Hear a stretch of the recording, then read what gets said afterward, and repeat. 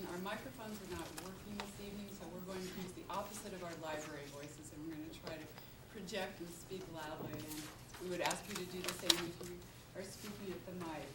Dr. Cash, would you lead us in the Pledge of Allegiance? Please stand. Ready to begin. I pledge allegiance to the flag of the United States of America and to the republic for which it stands, one nation, under God, indivisible, with liberty and justice for all.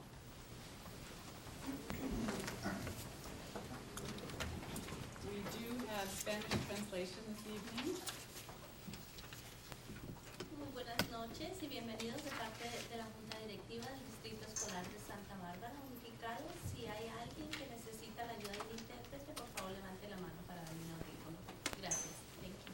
Gracias. We also have headsets available for the hearing impaired, and if you would like one, please indicate that to us.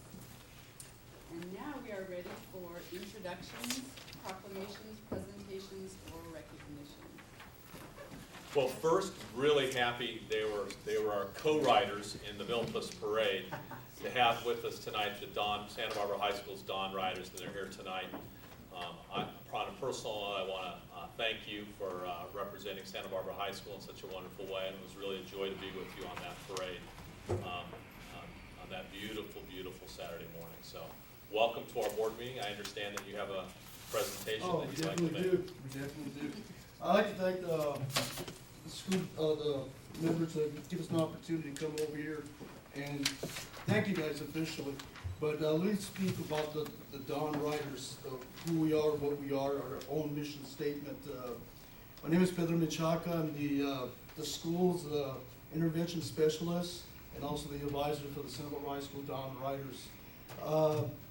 This is our 6th year as an ASB certified club, and we're really proud of where we're at today. 3 stages of being a Dawn member, and it starts with me. And it's very simple. I teach them accountability, family values, integrity, passion, and most important, that I oversee their academics throughout the whole year. So if I say something, I pull them in, and I email all the teachers saying they're a Dawn Rider. I need to know if something's going on. I don't want to hear a month later. So, I have a zero tolerance when it comes to those kind of things, but it just helps them to be successful. Stage 2, to become a Dawn Rider, we do a lot of club activities and support other organizations. As you know, we do parades. We've been working on the campus improvements with Jack Hubbard, and on Saturdays, the guys come out and see what they can do around the campus. And of course, a signature thing of the club is we build custom bikes, and we present these bikes to car shows and presentations, or anybody in the community that wants to know anything about the Dawn Riders. And matter of fact, we have Mr. Greg Madrigal right here with the green shirt. He's the gentleman that teaches all the kids how to do the sanding, the welding, the preparation on the bikes, painting, the clears, and just he's does it on his free time. And I just want to recognize Greg Madrigal for stepping up to the plate, with Mr. Danny Diaz also assisting, teaching the kids how to do photography and start loading our website. And of course, Greg's wife is a part of our board also too. She's my secretary. Also, what we do at the high school too, well, we do fundraising. As you know, we sell corn for Cinco de Mayo in the Old Spanish days. So that is our main resource of funding. And I recognize a few of you buying the corn. Thank you. And then besides that, we support and collaborate with other organizations in Santa Barbara, the BC Central Bike Coalition, the Santa Barbara Bike, and the Santa Barbara Bike Coalition, and the neighborhood cleanups on the east side community. So we really I get these kids really involved in the community and on their campus, and just build them up. And stage 3, the last thing, I call it the academic binder. And I have each kid, I put little notes in throughout the years. I bring them in, start asking them questions, and preparing them for their senior years. I usually talk to them at their junior year, the 2nd semester, which we have some senior years, that they all want to do the transfer program from Santa Barbara City College to UCSB. So I'm really impressed with that for my seniors. and they lead by example, so the other kids will look up, wow, you're gonna go to college? Yeah, So, lead by example, so, I'm really proud of how we structured the whole Dawn Riders. We asked you guys to be in the parade, and with Barbara Kiani, I'd just like to thank her for organizing it, and we really appreciate you guys hooking up with us. I'm talking like them. Cruising with us. And we had a great time, and we just, I'm gonna be really honest, they don't know who you guys were. What's the school board? What do they do? And believe it or not, I had to teach them. I mean, explain to them what you guys do, how it's like an intergovernment to run the whole district, show them online how much it costs to run the district, and they get a bigger picture of what your role is, and these kids really appreciate you guys doing that for them so they can get a free education. So, I had to really educate them to let them know that you guys gotta make some really hard decisions and really some hard decisions to make the school district functional. So, but we really are here just to thank you for cruising with us. So we just want to give a little token of appreciation to each one of you. First of all, it's Barbara Kiani. Is she here? So, she's the first one. So this is what we're going to do. This is what you guys are getting. For the ladies, pink letters. And we have like a little picture. I'll show it to you right now. So it's a little collage of the parade. So find yourself in there. You're in there That is somewhere. fantastic. So that's from Danny and Show it to the camera. there's the camera. So, Daniel, you take this. so Barbara, thank you very much for helping us up. Extend the next person, of course, is Mr. David Cash, Dr. Cash. There's yours. You got yourself a T-shirt. If it's not big enough, let me know. I'll get you a bigger man. Thank you very much. Hopefully. I had a little spy over here to tell me the sizes. So. Mr. Ed Heron. Thank you very much, Mr. Heron, for cruising with My us. pleasure. You enjoyed it tremendously. Oh, great. You're in there somewhere. You gotta look. Kate Parker. Kate Parker. Thank you very much, Mrs. Parker, for cruising with us. Miss Monique Limon. Thank you very much for cruising with us. Thank you. And this is what happens when you turn 54, 55. I forgot my glasses. Susan Deacon. Thank you. And I noticed Annette's not here, so if somebody could pass it on to Annette. Could you make sure she gets it? So overall, ladies and gentlemen, thank you for giving me the time to speak. And Dawn Riders do work, and I'm going to tell you why. Each one of these guys got a story. Two things that could have happened to them. They could have ended up, I'm being really honest, they could have been dead, doing bad things, or end up in prison. So Dawn Riders, it's been helping these young gentlemen. And yes, there are young ladies. I have 18 ladies. Unfortunately, I couldn't get a female chaperone. But these 18 ladies, we had our club meeting today.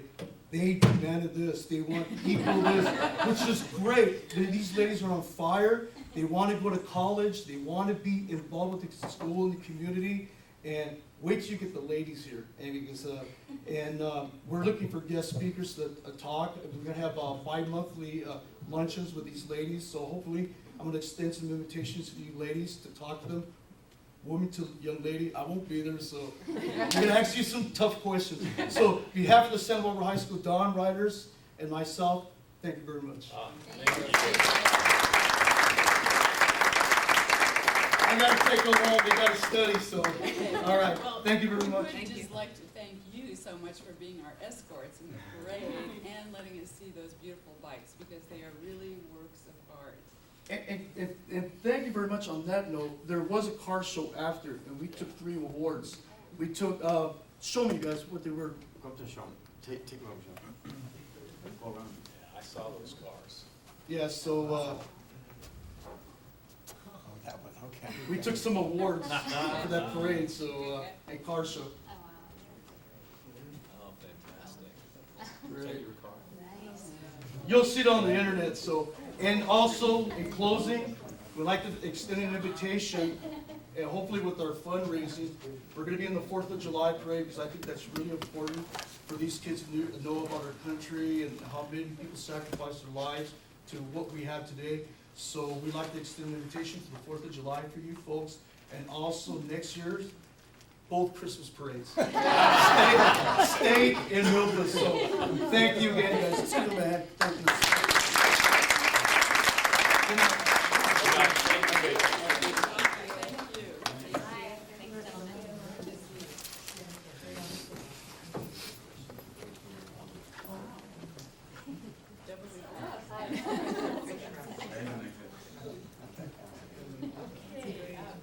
Yes, we're still, we're very fortunate tonight. We have Burke McComb from San Marcos High School, who's to present this month's student report.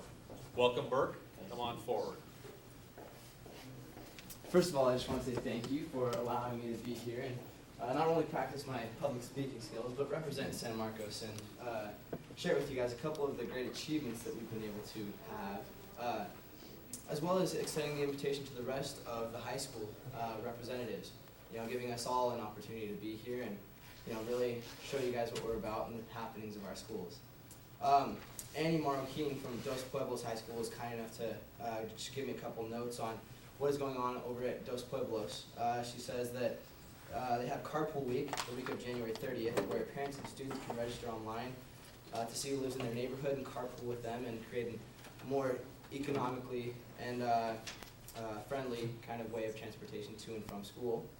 And Dos Pueblos High School is hosting a comedy night on January the 21st.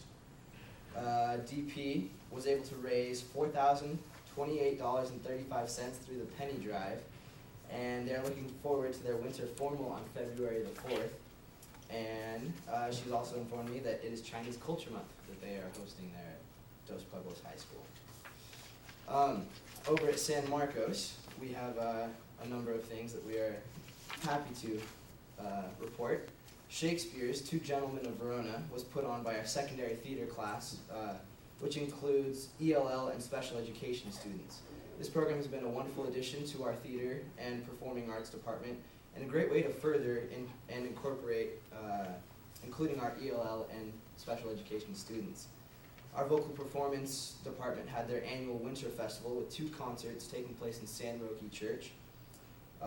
All of our vocal performance groups performed, including Royal Knights, our men's choir, Enchante, our women's chorus, and our esteemed a cappella and madrigal singers groups. San Marcos' marching band finished 3rd at the state championship competition, despite challenges including 40 to 50 mile-an-hour winds to finish off their season strong. This coming Thursday through Saturday, the 12th through 14th, our theater department will be performing One Act, our premier free theater performance of the year.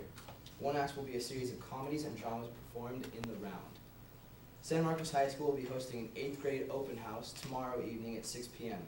This is a great event where San Marcos High School students are able to represent and promote San Marcos High School and all of the wonderful benefits of attending to prospective 8th graders and their parents, while giving them a tour of our beautiful campus and during an informational meeting in the auditorium. The San Marcos High School student body is anxiously awaiting our winter formal, which will be coming up on the 28th. This Sadie Hawkins dance will be organized by the sophomore student government and will take place in Warren Hall at Earl Warren Showgrounds. I am pleased to inform you all that the San Marcos High School Penny Drive did extremely well this year and raised $12,600 to benefit the Unity Shop. We are grateful to the Unity Shop and the wonderful resource that they are in benefiting our community. The leadership class at San Marcos High School organized the Penny Drive and extended it to Monroe, McKinley, Roosevelt, and Localina schools. And last but not least, I am very proud to announce that San Marcos High School's AP Economics group, Kids Helping Kids, we had our benefit concert this last Saturday where we raised we reached our net goal, which was $100,000, but far and away surpassed it, reaching $131,000 net, not even gross. But so we're all very proud, and we were all very excited to see all of our efforts culminating in that wonderful gala event, which I'm sure a couple of you, if not most of you, attended. And We are looking forward to the future of Kids Helping Kids and further benefiting our local and global community. Thank you guys very much for your time. Thank you.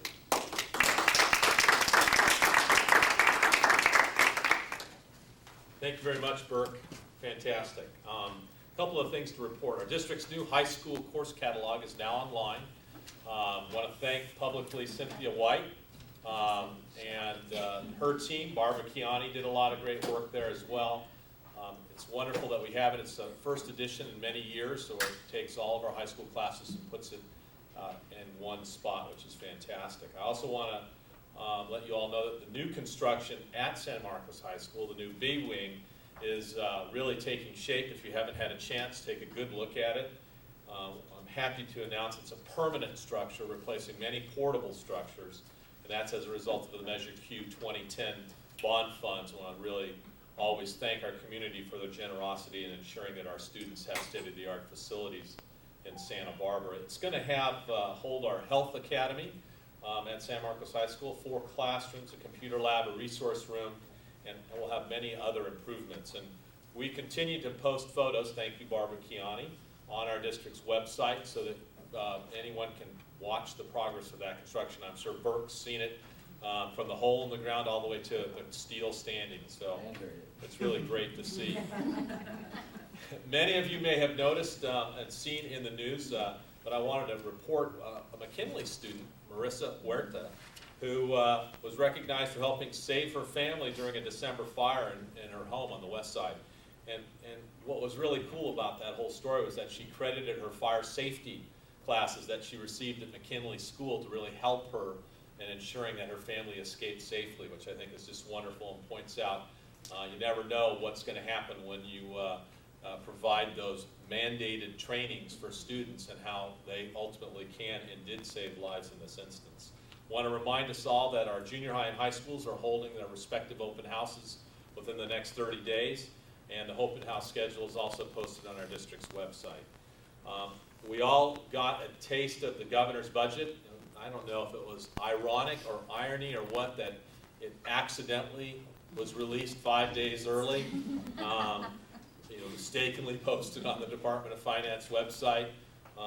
But there are clearly some very provocative things, not only in the dollars and cents, but in the relationship between local government and state government that are contained in his budget.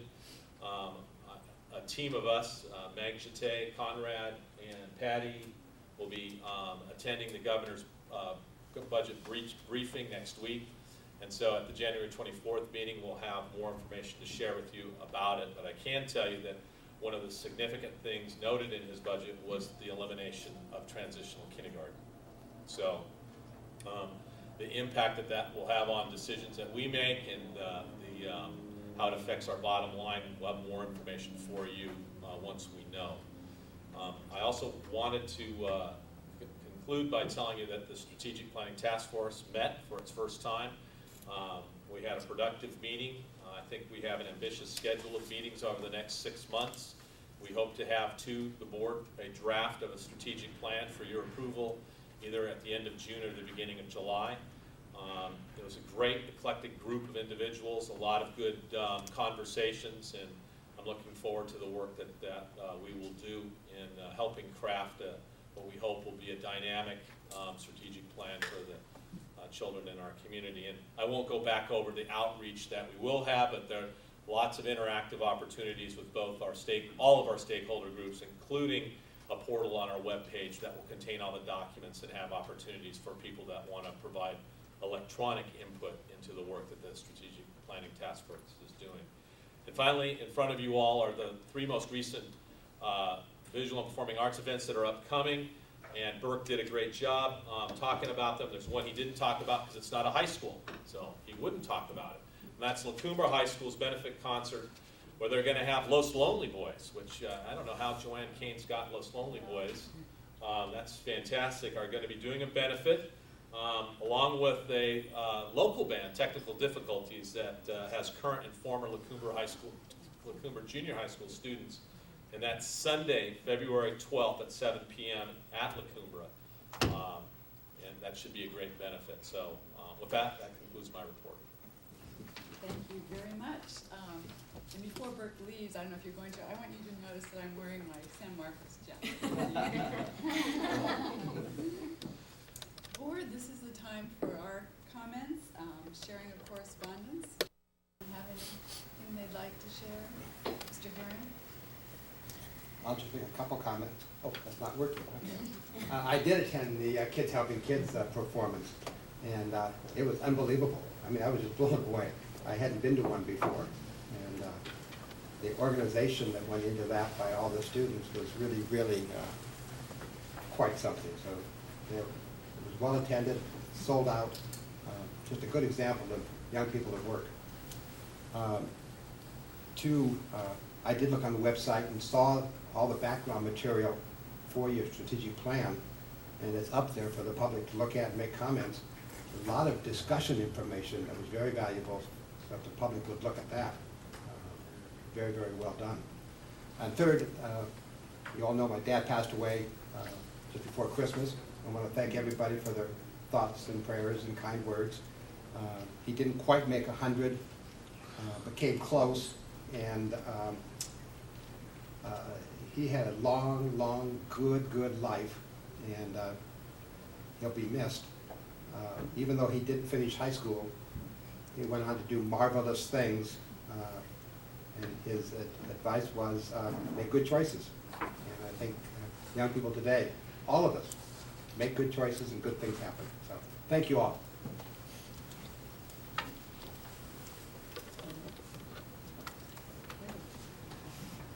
Well, we will move on then to, oh, and I did want to announce Mrs. Cordero is not here this evening.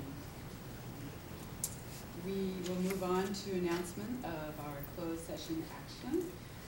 B1, student discipline, we will return to later in this evening. B2, public employee performance evaluation. Superintendent, I did want to share with the public, the board knows this, but one of our jobs as a board is to regularly evaluate the superintendent on an annual or semi-annual basis, and so we're beginning that process. Dr. Cash has been with us 6 months now, and we're having a good discussion about our board focus goals and how that relates to the superintendent's job. And I would just like to say that I've been really impressed with the progress that we've made so far this year, and this course catalog is an example of something that I took to Dr. Cash probably in one of my very first meetings with him, and we've got it, and we're moving ahead on restorative justice, so in discipline, so there's a lot of great things that are happening, and we look forward to exercising our responsibility in doing that job. B3, we have nothing to report out.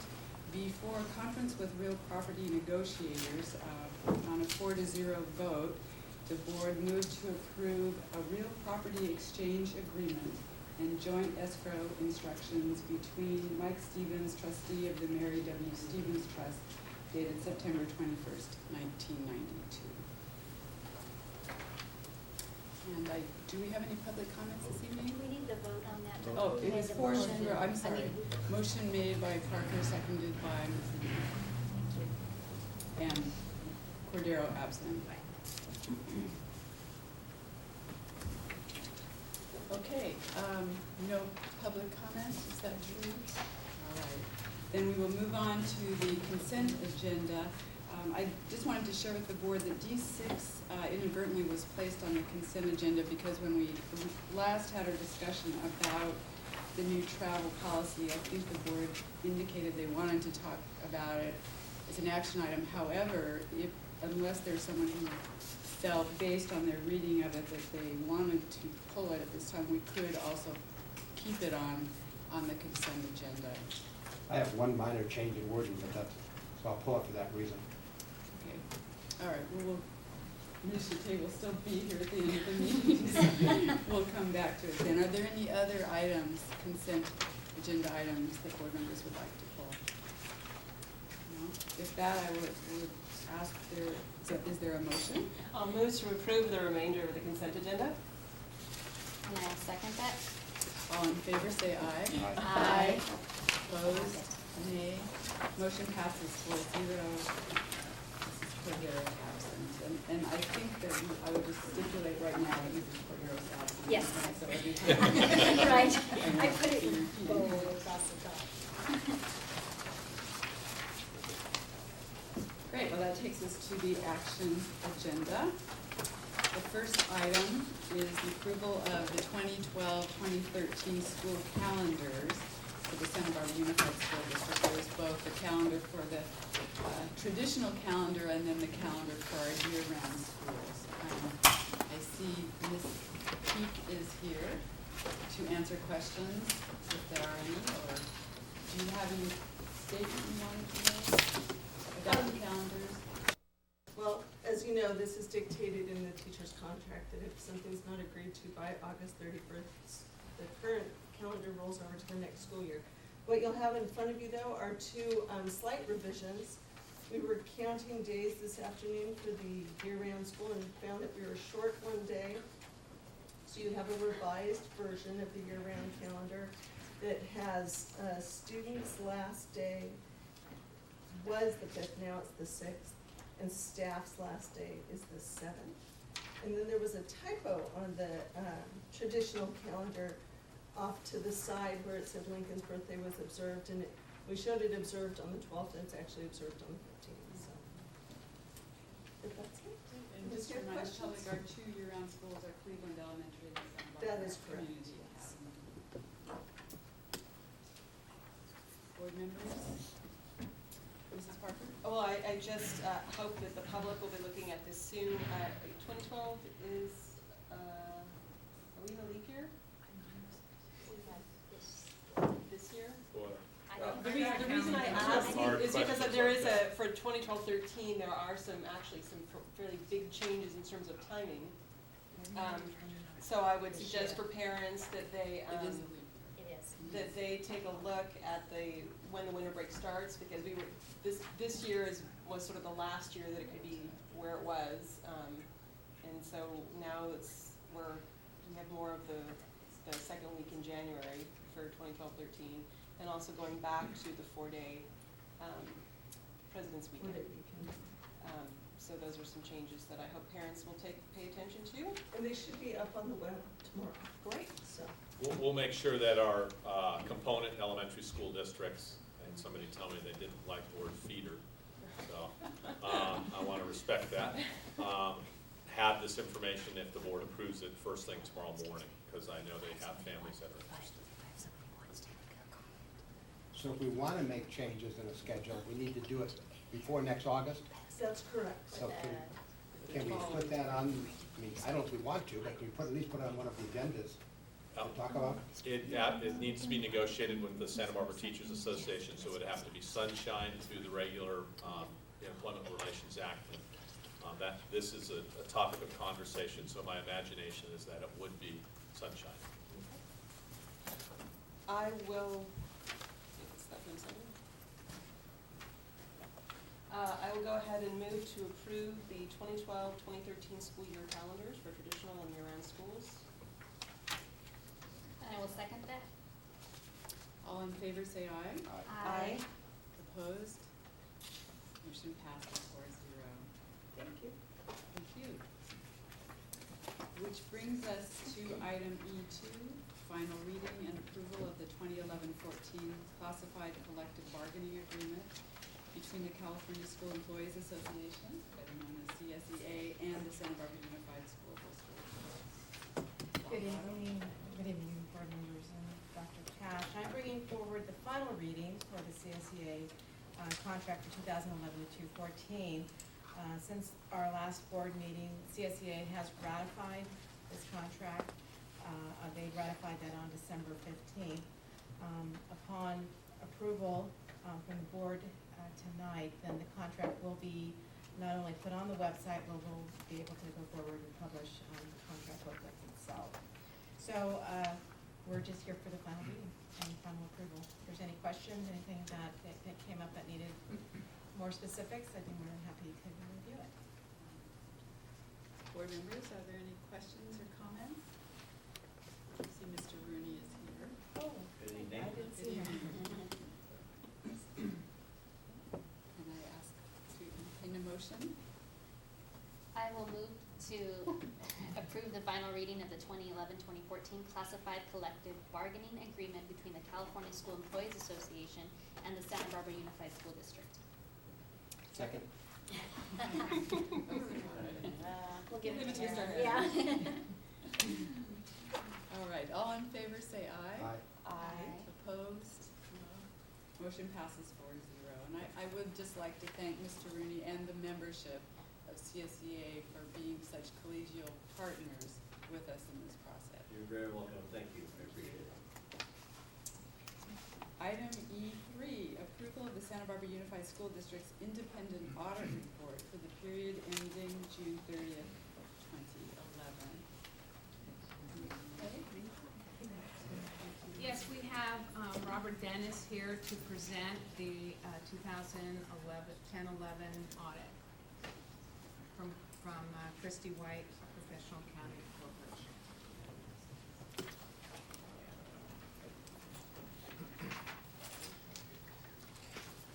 Well, good evening. As Meg mentioned, my name is Rob Dennis. I'm with Christy White Accountancy, and I just want to introduce myself. I was the lead audit partner on the job, and with the staff, with our staff, and just wanted to first say thank you to Meg and Julie and the rest of the staff. They were very helpful in getting the audit completed, and it makes it a lot easier when the districts cooperate, able to get documents for us that we need and whatnot, so we appreciate that. So, going over the audit report, it's broken up into a few different sections. Opinion, the first section is an opinion on the main financial statements, and got a clean opinion, which there's 4 different opinions: clean, qualified, adverse, and disclaimer, and district had a clean opinion, so no issues there. And then it goes into the financial statements, both entity-wide statements, fund financials, footnotes, and I'd be happy to answer your questions on that when we get to that. Then there's another set of there's supplementary information for the district that both the accounting standards require, then also what the state requires for just inclusion in the audit report. And then there's another set of opinions that more compliance related, and then finally the findings section. So I generally skip through this and just get to the main points that the board members tend to care about. One of them being findings. Going to page 77 is the first finding for the year, and it has to do with the internal control at ASBs. It's a very common finding we see at school districts, and essentially the detail of it is there at Goleta, and that looks like the only one. We don't test every ASB every year we come out. We generally try and phase in about a third of the school sites per year. Oh. Yeah. And let's see, then the next one would be finding 02 is personnel and payroll. I believe this came from the prior year, and it just mainly had to do with hourly employees, just double checking hourly employees to the approval to the actual time card in the payroll department. And then the other thing is submitting substitutes time, is comparing that to the absence leave for the teachers they were substituting for. And then finding 3 has to do with travel policy, and there was just some travel, some credit card travel that we thought probably needed a little more approval or documentation, and so we noted that there. And then finally, for the financial statements was for 4 is a reconciliation of the physical inventory to the financial statements. We did make an adjustment, but we do think it's something the district monitor as far as what the physical count is and the value, and making sure that matches to the general ledger. Then finally, there is a federal finding with regard to time certifications. And what happens is federal requirements are anybody that works or that is funded with federal funds needs to do a time accounting. And there's 2 different kinds. One is if they're 100% funded, the other is if they're multi-funded. The 100% funded one is a little bit of a paper pushing exercise, but it's still required because it's federal money. It doesn't really, I don't think it really does a whole lot, especially in a school district environment, but the feds write this for anybody receiving federal money. It doesn't matter if it's a school district, nonprofit, public, whatever, it's all the same, so this is just required. Like I said, not a big deal. The multi-funded one can be more of an issue for a school district, and the issue with that is if you're funded with 2 different federal programs that have different cost centers, then what they say is you need to track your time a little closer to say, yeah, I spent, 2 hours on Title II and then 6 hours in special ed if you have people that are divided that way. And that one could be a little bit of an issue if not so much, again, not so much in the school district, but definitely one to kind of watch for. So those were the findings. The next thing that generally there's some question about is the fund balance. And just a quick note, GASB, who's the standard setting body for governmental accounting, came out with a new standard for fund balance. And what it did was they kind of renamed some of the designations of the fund balance. And so if you go to page 44, that's where the new breakout is and the new heading. The first one being non-spendable, then the next one being restricted, which is restricted by an outside entity, not within the district. And then assigned, which is generally management's purview of what they want to assign funds for, and then unassigned. The one thing to keep in mind is that in the old days, the economic uncertainties was considered a designation by management, whereas now they say it's not really a designation. We list it separately, but it is under the unassigned category. And so just be aware that that exists and that's different this year. As far as the district's financial performance, generally this leads into the fund balance question, what the reserve percentage is, and it's a reserve of expenditures for the year. And the district did do some deficit spending this year, and so your fund balance percentage of expenditures is down to about 5.1%. That's not bad. In the old days, the state required 3% of a district about this size, and so now you're still above what generally is considered safe for a district. And so with that, I'll answer any questions that you might have. Thank you, Mr. Dennis. Are there questions? Mr. Herron. I get first. Just a general question. Do we do any separate audit of parcel tax funds or bond funds? There is a separate bond audit specifically for the Prop 39 audit, and I don't remember what the letters are that we're doing, but we are currently engaged to do one of those, and I believe that report will be issued later this month. Okay, thank you. Secondly, I want to thank you. I attended your exit interview, or your exit interview of us. I guess it was more. I thought it was going to be an exit interview of you. You turned the tables on us. But at the time, I left that meeting with the impression that maybe one of the recommendations would be that we have some type of audit committee, or that we have some type of relationship between the internal auditor and the board.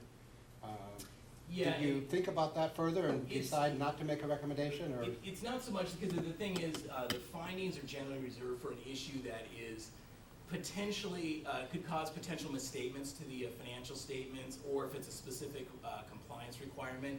Since that really kind of fell into neither, it was more because you have this setup. I mean, it is one of those things I could write up as a finding. I don't know that it's necessarily,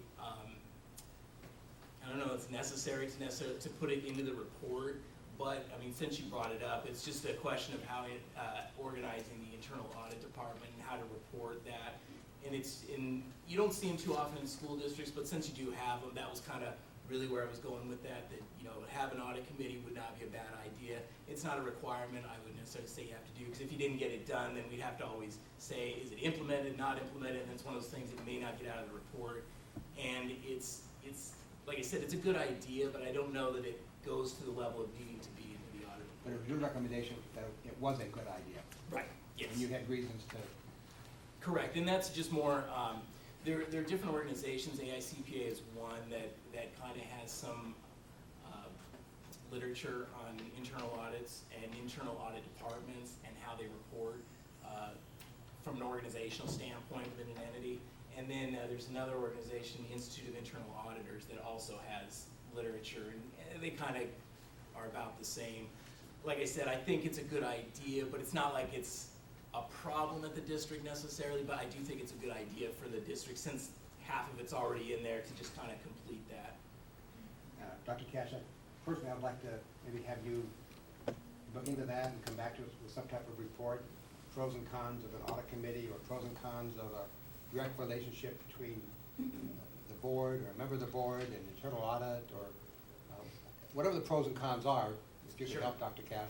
Yeah, not a problem. I could definitely forward some information specifically to the audit committee and typically how it's structured at different organizations. Thank you.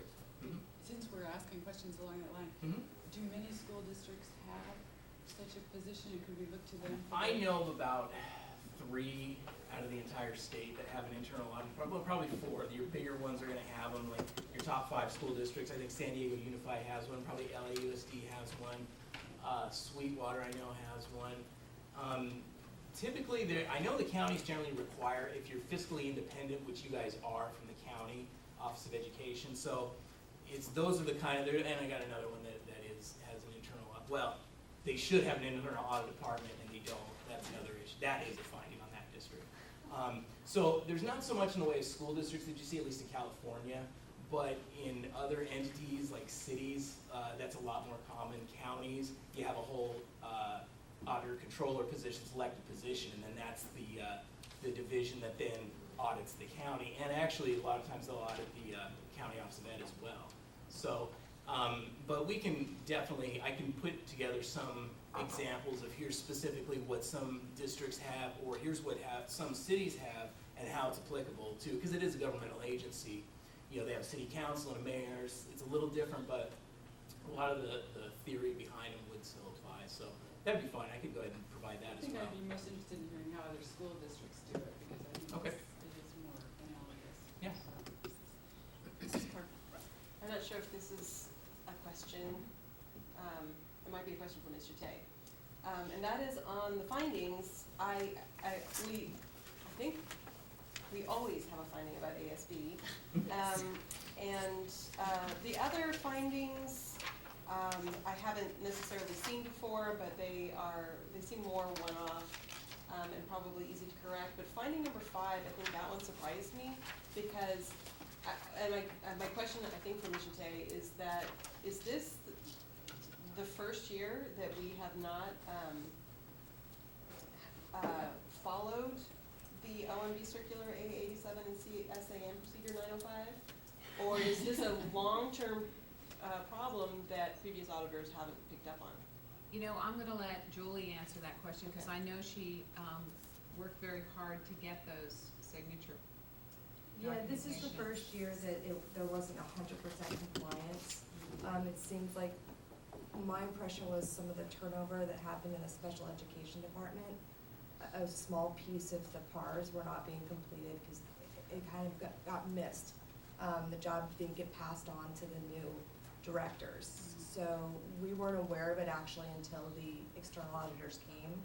And I've already met with Dr. Mills, and they are setting up a procedure. I believe it's already in place, but I'll double check with her to capture those parts, to complete the personal activity reports, make sure they have the multi-funded positions through the time certifications documented. So I don't think we'll have an ongoing problem with it, and we had the same thing tested last year, and it came out fine.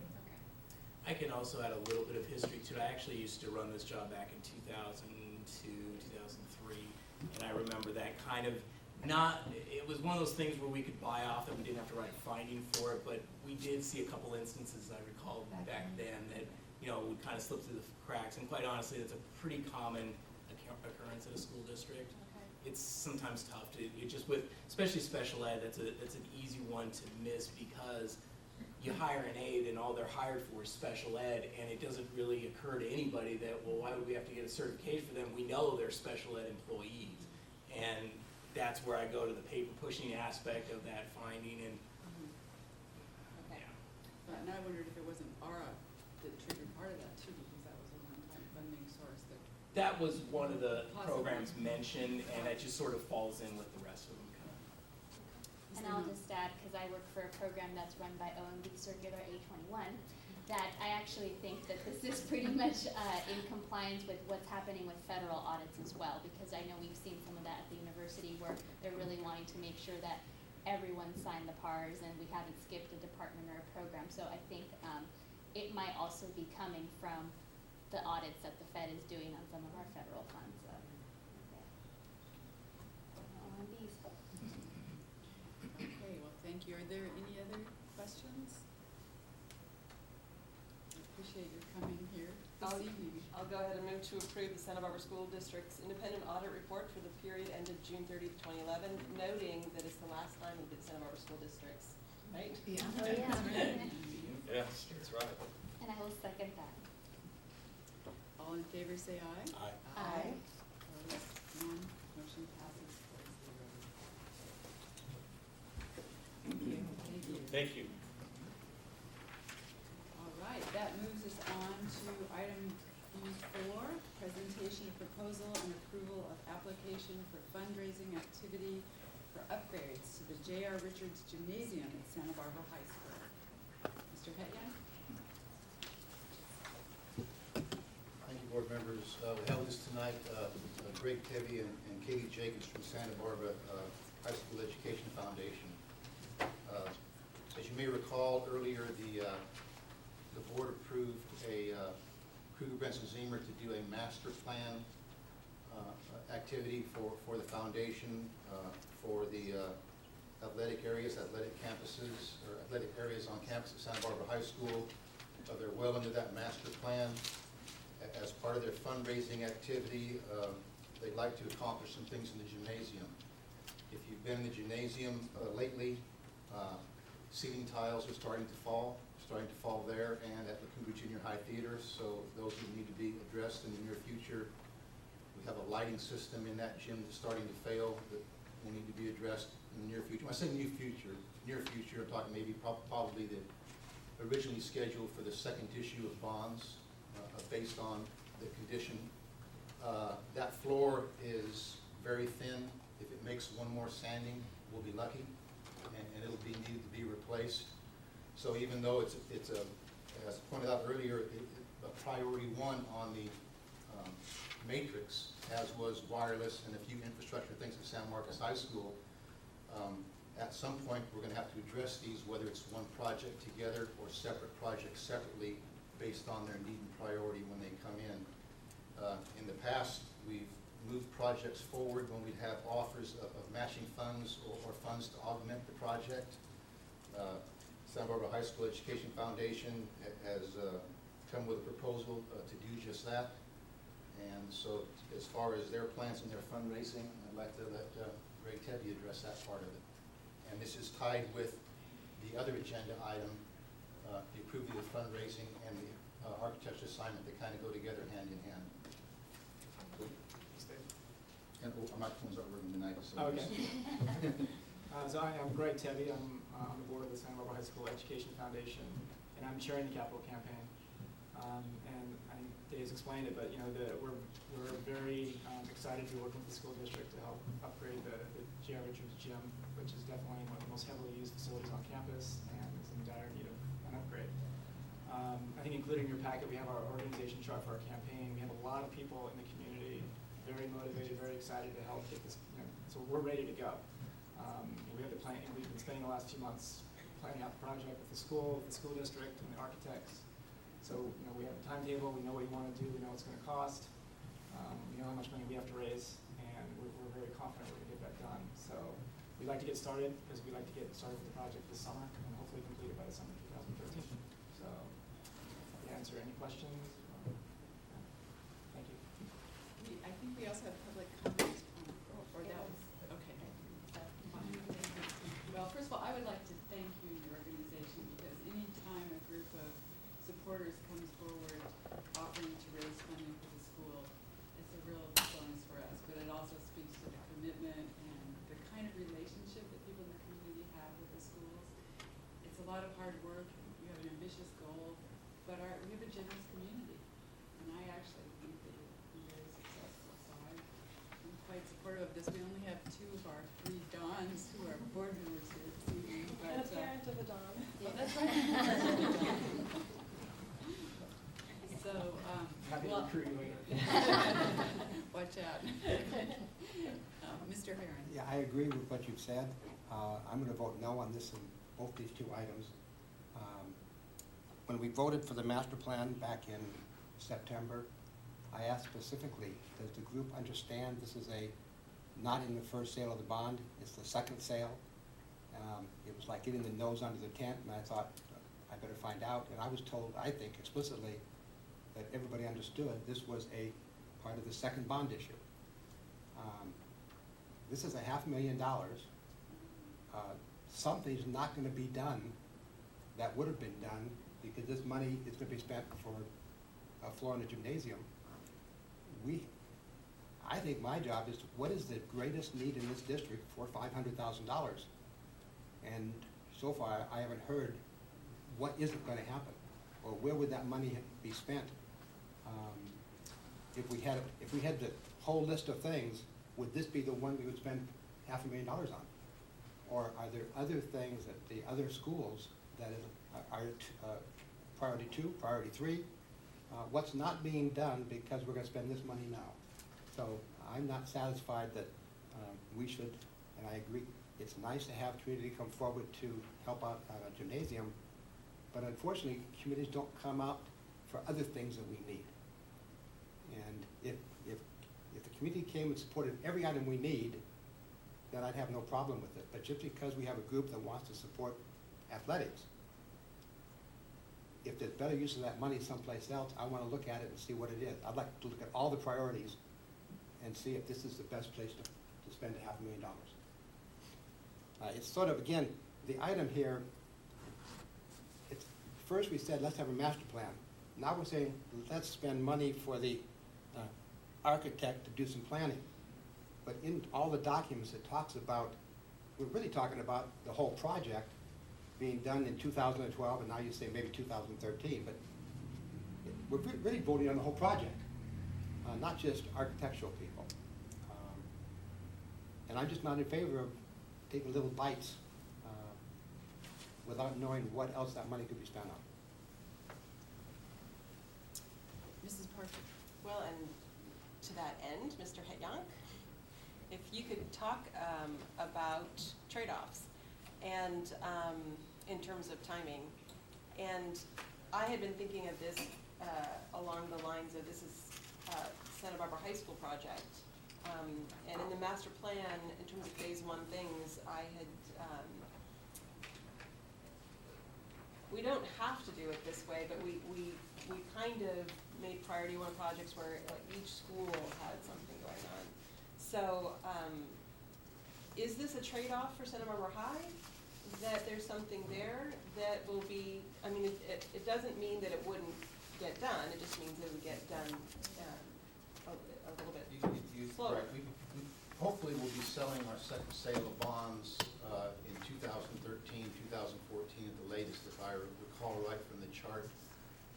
Meg or Dr. Cash, if you can let me know of the original projection of when the tax rate would be such that we could sell another $20 to $25 million worth of bonds to expend without breaking our promise of keeping the tax rate level to the taxpayers. Under the first sale of bonds, the planned projects for Santa Barbara High School was the kitchen phase 1, kitchen phase 2, and from discussions we've had before the board, I anticipate they'll want to proceed. We'll have a proposal for you soon on a phase 3, which would be to dress up the eating area. I think I heard comments from the board that they wanted to do that right away rather than later, and so we're bringing that forward. It would mean that something else may or may not get done depending on how bids come in. All of these are rough estimates. You don't get to the fine tuning until you're in design, where you know you're going to have to spend some more money, or you can change your design to meet the estimated budget. And we don't know, currently we've been real fortunate in that our cost estimates of our prices have been coming in fairly close to our estimates, and we feel good that we're getting good value for money for those things. So it's not Santa Barbara High School specific, it is Measure Q specific. Well, and I guess it speaks to me to another issue or tie-in, and that is even with the first sale things, like for example, the libraries at the elementary schools, phase 1, they cannot start construction until 2013. And so really you could, and you've been working hard on that, and it's just a matter of the process and going through DSA approval. And I'm wondering, if you don't have anything in the pipeline within the next 3 months in terms of going out to architects, then probably construction wouldn't start on things until 2013, 2014.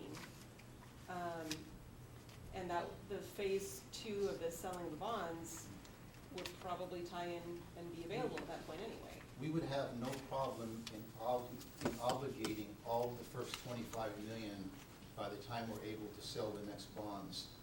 I would not recommend to the board that we awarded a contract knowing that we'd have another bond sale in the middle of that contract. In other words, if we have, let's just say we're down to our last project, and this is Santa Barbara High School kitchen, it's $5 million, and we have $5 million left in Measure Q, we're gonna award the contract. But we know before that job is done, we're gonna be selling more bonds and we'll have more money.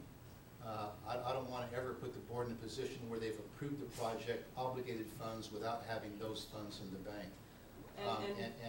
The libraries, hopefully we will have them under contract prior to the time that we, for Measure R, that we go to that second sale.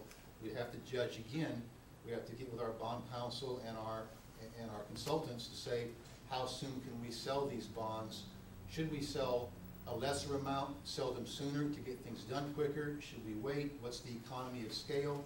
Should we sell Measure R or Measure Q and R at the same time, separately? Those are all factors where you try and get the most for your money. Right, but I guess what I'm getting at is surely at this point you would know, I mean, what is the trade-off? If you're gonna commit $500,000 to this, what in the next 12 months are you not going to do? Or have you looked down the list?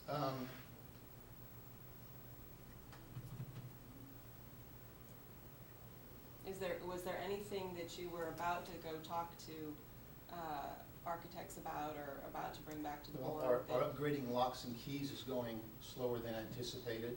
We had $500,000 set aside for that in the first sale of the bonds. We've been concentrating on a couple of the elementary sites. That's being done with Measure Q and Measure R money. That could easily wait. The schools or facilities are still secure. They're just on different key systems. We work on elementaries first and secondary second. There's, I think most of our asphalt projects are going to be, a lot of those will be ready to go this summer. La Colina and Dos Pueblos, both the Cafeteria Road and the staff parking lot. We just bring priorities to the board. We also have $1 million worth of the refinance money that we took and the remaining of the Measure V money and put into the Measure Q, and that amount that we put in was greater than the amount that we transferred with the, I want to call it the shuffle of the funds to help the general fund last year when we did the last phase of the financial plan. To stand here and tell you if you do this project A, project B would not get done, I can't do that tonight. But do you have any concerns about it? That there's something that's a priority one project that really should get done that you would be worried about? I mean, you come forward with a recommendation. I'm not worried about any particular project. I'm always worried about funds. In the past, I've always been of the opinion that if you have matching funds or funds to augment a project, you take advantage of that while the money's available, because your bond money goes further. That's the way we've acted in the past, and that's my reason for bringing this forward. I don't recall a conversation when we're talking about the master plan of doing everything under phase 2 and nothing under phase 1. It may well have taken place, I just don't remember it. Ms. Moon, did you have a comment? I guess I was just going to ask how long it would take to have some clear information about the trade-offs, both quantitative numbers. We probably wouldn't know that till later on when projects start coming in with actual costs of construction.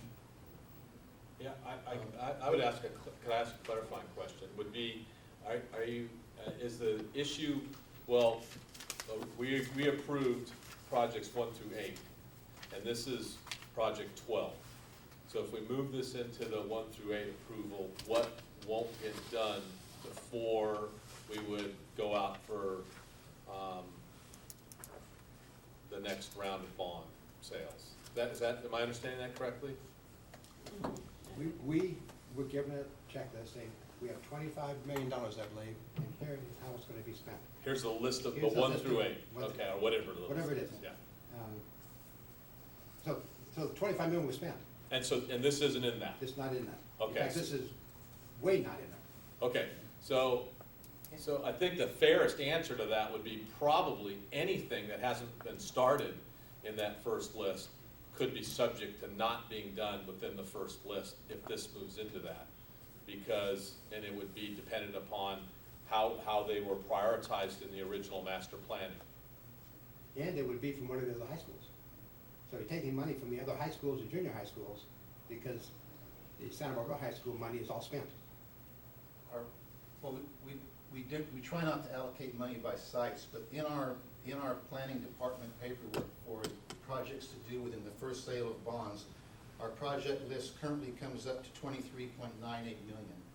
We did not try and budget right up to the full 25 because that's bad planning. You're going to end up making somebody disappointed or looking bad. So with our project list so far, we're right at around 24 million. So what we do is it would narrow that cushion, and if some other project came in over, then we'd have to make some hard decisions later, yes.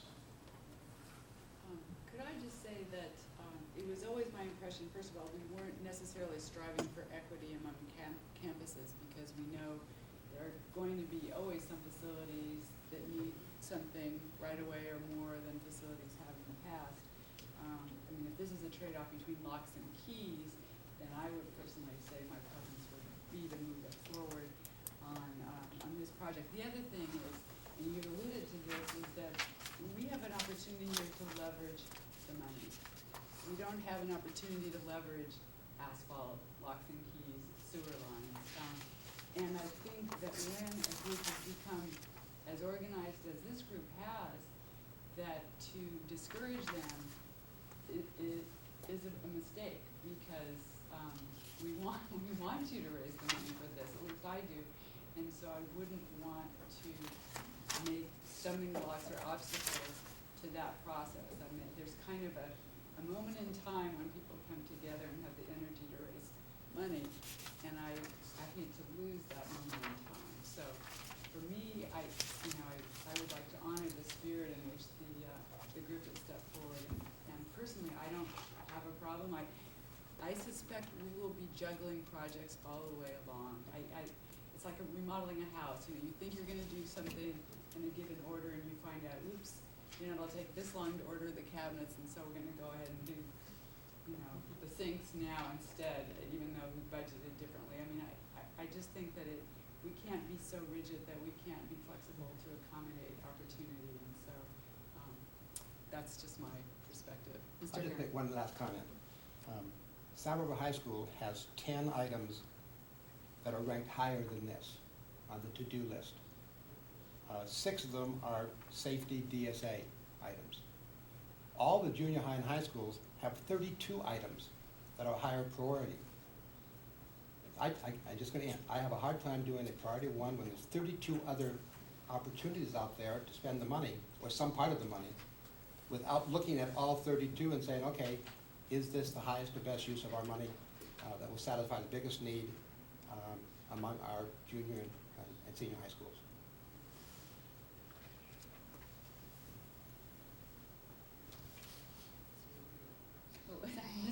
Sorry. So I have actually 2 follow-up questions. Is your professional recommendation that now, if this were to come into the major list, and we would be at 24.5 million, 24.4 million, that the $600,000 is sufficient cushion room? Wow. Ooh. I would say that would be pretty difficult to say in relationship to the cost of construction and. So right now, it's gonna change. It's like, I want to know if your professional recommendation is. It may mean that something else for the phase 2 sale gets delayed by a period of 4 to 8 to 12 months. Because with your next sale of bonds, you have another 25 million to allocate. And I don't think that some of these projects are going to wait until the 3rd sale. They're going to need to be addressed. We talked earlier about bringing priority one projects forward as they become critical, such as a leaky roof, such as a plumbing replacement. When those things become critical, even though they may only hit 1X on the matrix that was by the board, we go forward with them anyway. Just like the wireless internet is a number one on everybody's list, and it's a priority for the board, so we're doing it. At some point in time, we're gonna have to do something with those ceiling tiles. We can't have them falling on people. It's dangerous, somebody could get hurt. Which actually leads into my second question, which is, what happens if we don't move forward with this now? You've expressed that, I mean, I've been in the gym, but It may, what are the, we've heard all the pluses, but in the minus, or what are the minuses? the of not minuses moving is that we'll sand the floor one more time, and then we won't be refinishing it again until it's replaced.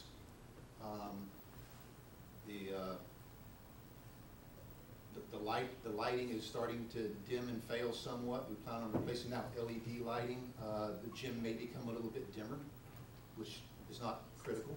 There's a lot of schools that are having problems with that sort of thing.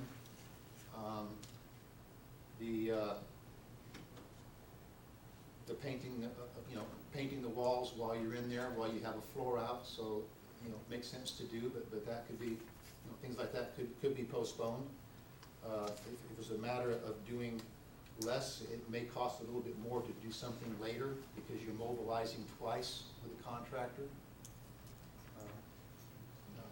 I was fairly comfortable with this project, moving it forward with the money that we have, that it wouldn't significantly affect anything in phase two, or if something in phase one was delayed slightly, that it wouldn't be a significant delay, and I offset that with the offer of matching funds to do other things that they're paying for windows that eventually we would need to pay for in that gymnasium, so that alleviates us from spending that bond money in the future on those windows. So it's all a trade-off. Mrs. Parker. I just want to chime in, I've been conferencing with Mr. Heron here, on, just to be really clear, that the priority list for the bonds is not a board priority list. It was a district priority list. It's not board approved. It's not board approved. It was created by your department. Whatever you want to do. And, but it was created by your department.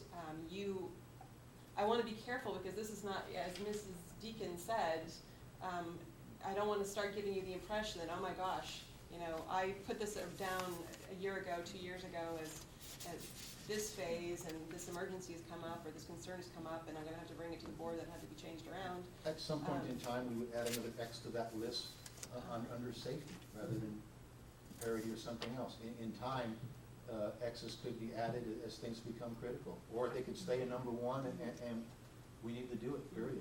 Right.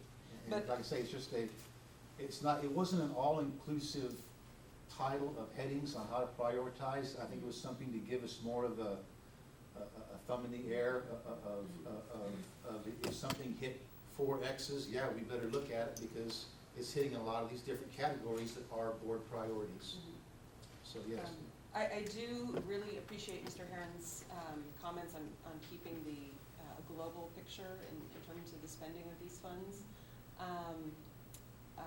But from what you have presented to us today, I am agreeing, I think, more with Mrs. Deacon that this is a good moment and that this is not going to cause great delays for anything else that's on the priority list. So I'm willing to go ahead and move to approve the proposal and approval for the application for fundraising activity for upgrades to the J.R. Richards Gymnasium at Santa Barbara High School. Is there a second?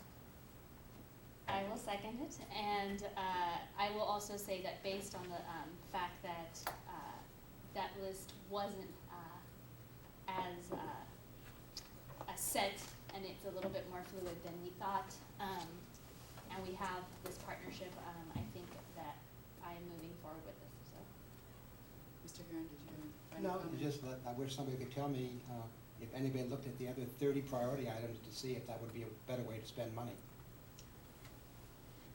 Well, I would just like to add that giving breeds giving, and so we may in fact see other projects from other school sites as well as a result of this one and ones we've seen in the past. And so I I think in terms of leveraging our dollars and getting more than we actually were getting out of the bonds, it not only makes sense financially, but it brings us together as a community as well. So, And I would hope to see more money from Santa Barbara Education Foundation in the future. I know they have big fundraising plans, so. I know the Green Academy could use it.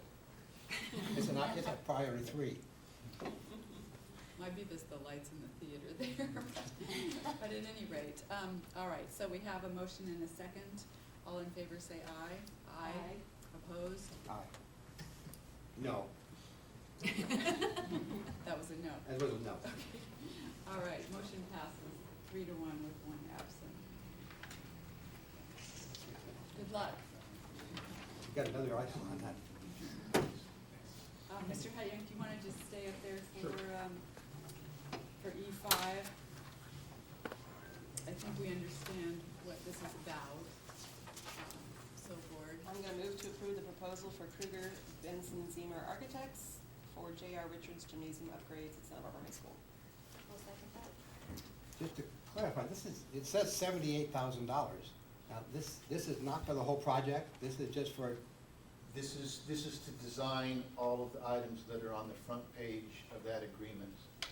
The fee schedule is listed towards the back of the agreement per our RFP, RFQ, where our architect is on a sliding scale. The larger the project gets. well, the front page has $682,500. That's estimate for the construction. As I say, $682,500, that's the estimated cost of the project. Then if we go to, okay, so are you gonna come back to us again to approve the actual project? yes. With the contractors. Yeah, Yes. you are only proving right now the architectural services, and the architect gets 11.5% of that estimated amount. That's what we bill on. And once we have a contract award, that amount is adjusted to the actual amount, and the contract will, the architect for all the services through the completion of construction will receive 11.5% of the construction contract.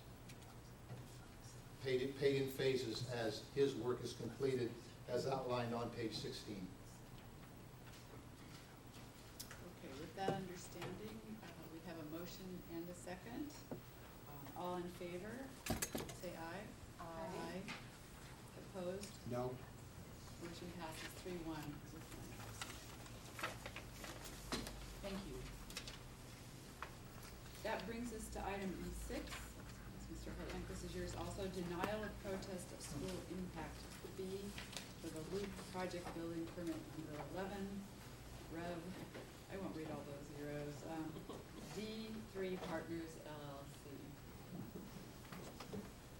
First, let me say that this is the first time that we've received a protest of a developer fee.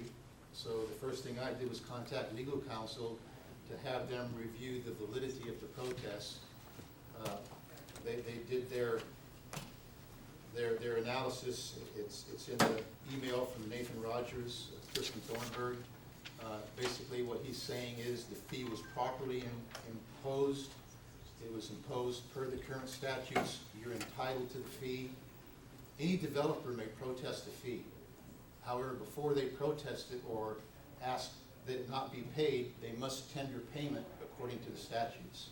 So they have to pay the fee first before they can ask not to pay the fee. Their argument was that they weren't told in a proper time of what the fee would be. And legal counsel has done analysis and said, yes, they were. This is not the typical, I'm gonna go down to the building permit and build a house or build a structure. It's, I'm gonna get a approval to split a lot or to have a legal parcel. Then I'm gonna get an approval to grade that parcel. Then I'm gonna get an approval to put a foundation on that parcel. None of those things triggers the fee. The fee is triggered when the actual permit is applied for and approved, because that's when you know the square footage of residential, commercial, or mixed, where you can calculate the fee. And that's what was done in this part. And I think it's just a developer taking a loose interpretation of the existing statutes. And there is no statute that entitles them to any discount, because the County of Santa Barbara has designated it as a beneficial project, nor did they, as Nathan said, nor did they cite any. So basically, the fee was proposed legally. We treated this developer no different than any other developer. I was real surprised to get the protest. I told them they could come here and speak before the board. I also informed them that this board would only act on half of the fee we collect because it's collected for our, not feeder district, what's the new one? Component. Component. We collect for our component districts. In No, this case, I only promise, you guys can say that. in this case, half of the fee has been sent to Goleta Union. I informed them that you would only be taking action on half of the fee we collected. They would have to contact Goleta Union and send them a protest letter and ask them about the other half. So based on information that we know and based on legal analysis, I would recommend that this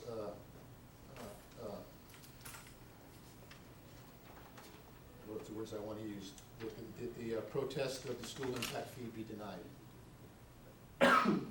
You're entitled to the money. Do we have any comment? I'll move Mr. that be denied.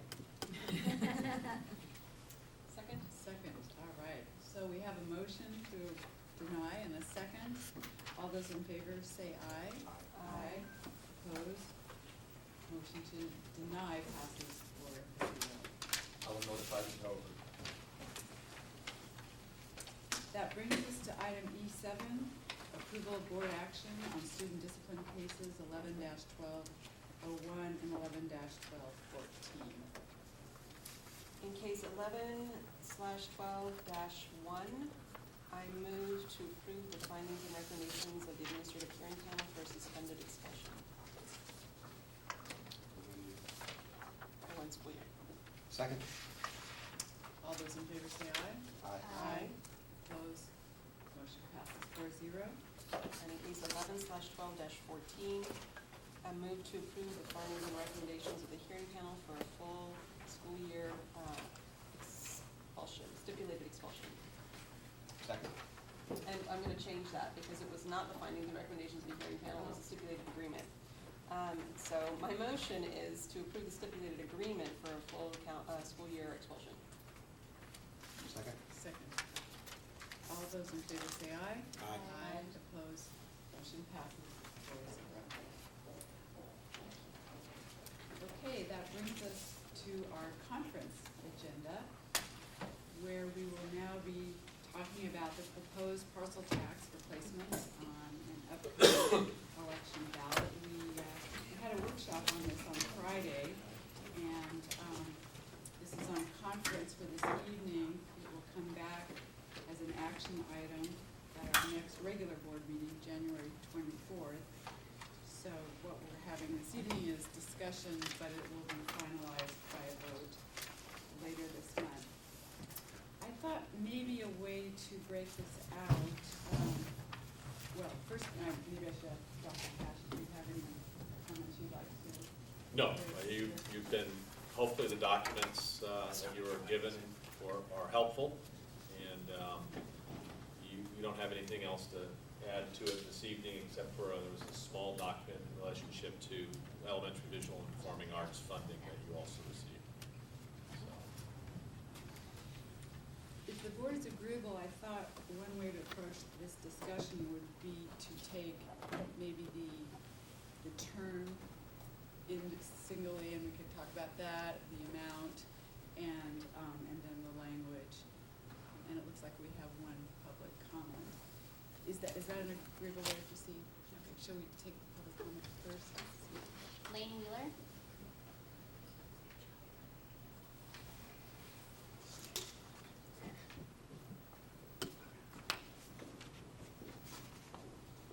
Hi, Lane Wheeler. There's no mic. No mic. So that's my stand-up comedy act there. Lane Wheeler, Santa Barbara Teachers Association. I guess I didn't get quite so close. That's my hand. Santa Barbara Teachers Association has seen many of the positive benefits of the parcel tax, and we are here to encourage you to take the proper actions to place it on the ballot in the appropriate orders, and to work with the board and the district in seeing it passed again. We believe that we have seen positive results such as class size reduction, in those critical areas. We've been able to provide programs that otherwise would have been cut. And from a technological standpoint, we believe that there is a great need, and we hope to see parcel tax being used to apply to some of that. So we see ourselves as partners in this process, and we want to know that we fully support the concept of parcel tax and would like to see it move forward in an appropriate way. We appreciate the options that seniors have to opt out, and we believe that it's well structured and will be a positive asset for our students and our children in this district. Thank you very much. Thank you. All right, well then let us turn to the notion of term. We got a number of recommendations from Mr. Godby about the likelihood of these measures passing depending on how long we would choose to specify them for. So I guess I'd like to hear your thinking about where you land on numbers of years. H and I were for 4 years, as we know. Mr. Herring. We received a letter from Lanny Ebenstein about the wisdom of going for 4 years rather than 5, mainly because of the election cycle. And I thought it was a good argument. So I noticed the documents in front of us have put 4 years in them, and I think I would come down on the side of 4 years. And I agree with Mr. Herron. And I'm leaning towards 4, but was willing to discuss 5. But. Okay. Yeah, and I'm leaning towards 4 also because, I mean, the truth is we're putting a burden on the taxpayers, and we don't know 4 years from now what the economy is going to look like. I wish I could project it and say it's going to be wonderful. It might not be. It might be. Glass is half full. Yeah, we are half full people. But on the other hand, I think in fairness to the taxpayers, we should let them decide 4 years from now if they still think it's worthwhile. And I know it places a burden on those people in the community that we ask to help us run these campaigns, but I think they're up to the task, and so I think 4 years is what I would support as well. So that kind of We're taking notes. consensus there. Okay, so amount, $54 has been the amount for each of the 2 parcels that has been most commonly discussed. It seemed to get good support according to the survey. Would anyone like to discuss another amount? Clear? Yeah, I know that's, We had a distinction between the secondary and the elementary, 27 versus 23. Is there any wisdom to have some type of discrepancy now, be 54 for one and 50 for the other, or somehow balance it at 100 rather than 108? I don't know. We had logic for it before. I wasn't on the board then, but there must have been some logic. We were, I was on the board, and it was really trying to go for a minimum that we still felt would have a positive impact on students, that especially for the people that live within the city of Santa Barbara that would be being hit with two measures. But I go much more now on the poll numbers and and also the experience of what the polls said before and what happened, and to me, based on what Godby Research came up with, I'm fine with $54 for both of them. I think that is what tested the highest, and one thing that I learned from the first go round is you do what the survey says you should do. And so I'm fine with the $54 for both. I think it actually makes it easier to make the case to the public too, when the amounts are similar. And I don't know, bookkeeping wise, it gets less complicated, but Julie said, yes, because you probably handled all the senior exemptions as well. And so, I mean, there's another minor reason to do it, but, okay, I think we're 54 down. Taking good notes. We're gonna hope that the public supports us on that. Now I guess we can get to the meat of the subject, which is really, based on the document that we received from you, Dr. Cash, about where that money would best be spent, because I know that was what the board asked for, and, so I will open that discussion up. Ms. Parker? I'll jump in. It's a big document to look through, and I think what I want to start by saying is that whatever we end up discussing, we're not taking a vote tonight, but the idea behind the document that we got from district staff was to get ballpark figures on possible programs. I want to be clear that whatever we vote on, even in 2 weeks' time, it's not a board stamp of approval on anything in terms of the way money would be allocated, on how the programs are run, what it looks like. I would expect that to be a much longer conversation between administrators and teachers, and coming up with real world plans much farther down the line. That could change based upon a very volatile state budget. Absolutely. So I appreciate the numbers because it gave us some ideas, but that's it. I wanted to be careful that we didn't stray too far from the survey in terms of language, and that we didn't stray too far from the ballot language from the previous go-round. Would it be possible to put that report up? The Godby report? Oh, no, I'm sorry, This the F1. I don't know that I don't have it Dave has that. electronically, but I can put the document. We together have up here if you copies give me of a it. minute. All right. We do. Would that be We can useful? do the documentation. I don't know that we might need it for when we get down to the actual ballot language, but I don't know if somebody's just gonna plan on typing that in. We're gonna have a good typist down And there. that would be projected, right? There it is. My notes so far. One of the things that we talked about, it was getting some feedback on class size reduction. To me, parents in particular, but certainly community members, the way it tested class size reduction was important. We started to sort of parse down on very specific details that, in further reflection on my part, I was like, I don't want to go there. That is something that, to me, if we put class size reduction in the ballot language, or not class size reduction, in fact, I have different language, and my language suggestion would be protect class size. And if we do that, then my hope would be that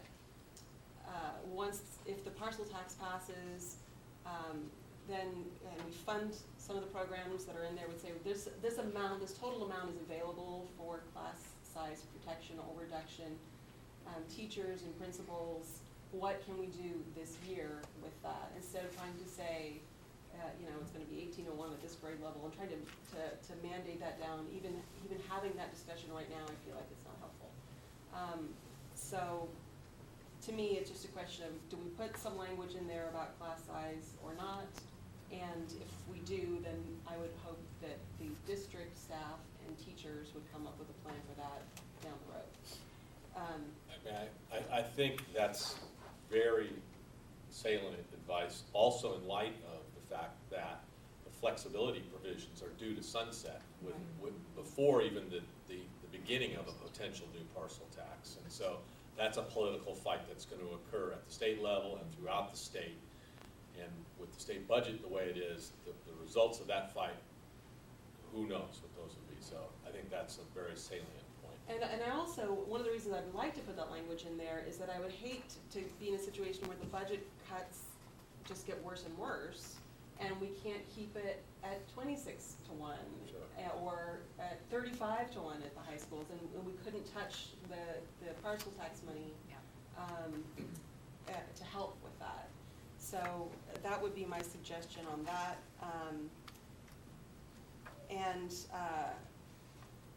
Other than that, I was a little, I'm trying to find the page with some of the suggested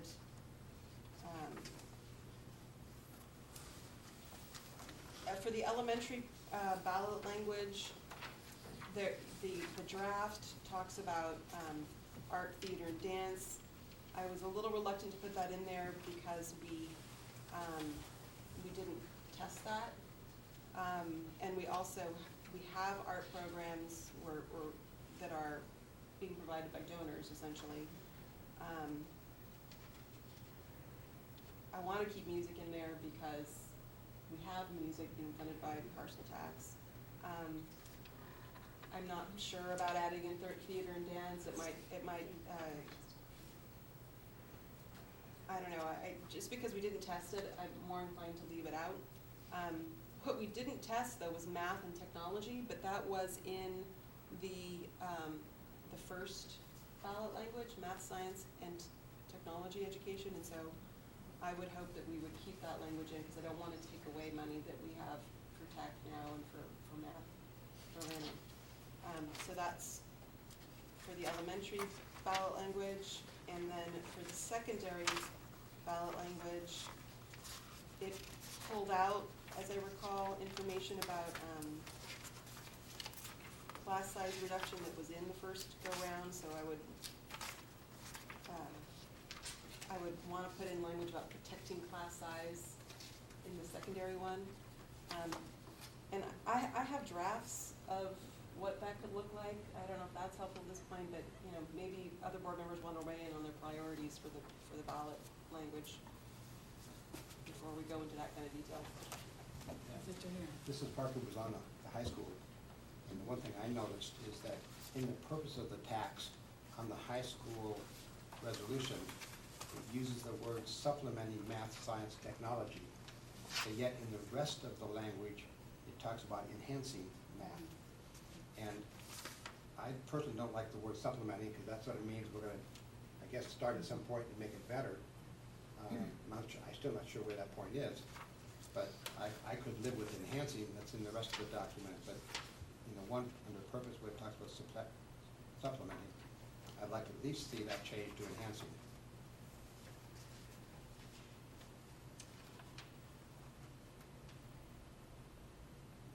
Everything else on the Exhibit B, for that measure, enhance math and science, enhance art and music, enhance computer, enhance trade.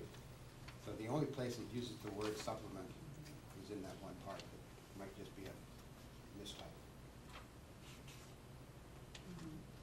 It probably was. I think I was doing this around 10 o'clock on Saturday night. Section 2, the purpose. Is this what you want? Yes, I know exactly where it Okay. is. Section 2. You might want to get it there. Section 2. Yeah. Ms. Limon. Right there. There it is. Yeah, I've got it. I agree with the language recommendations that are being made. I think enhancing over supplementing. I like protect now, and I kind of like it a lot because I also think enhancing implies that there's a little bit more, and we don't know the direction of the state. So I don't want to overuse protect, but I do think that we have a little bit more flexibility. I appreciate Ms. Parker's comments about not going into the nitty-gritty and instead really setting some overarching priorities. And I need some clarity because I thought we did say math and science. That was tested. I thought it was tested as math and science, not as science, technology, engineering, math, but in the elementary. So I can pull up, but you keep talking. Okay, I'll pull that. so, and my priorities were to keep technology in both. I think protecting class size is fair. I think it's important. I think it should be in there. I also thought about technology for both. For the secondary schools, should the time come, I still don't really know what the trade aspect means and how that translates to, but should the time Report on come. the computer too, if you want to. Oh, is it? Well, Slides. Ms. Limon, That was high school though. So for elementary, it was science programs. Programs. Just is the Right. red is elementary. So,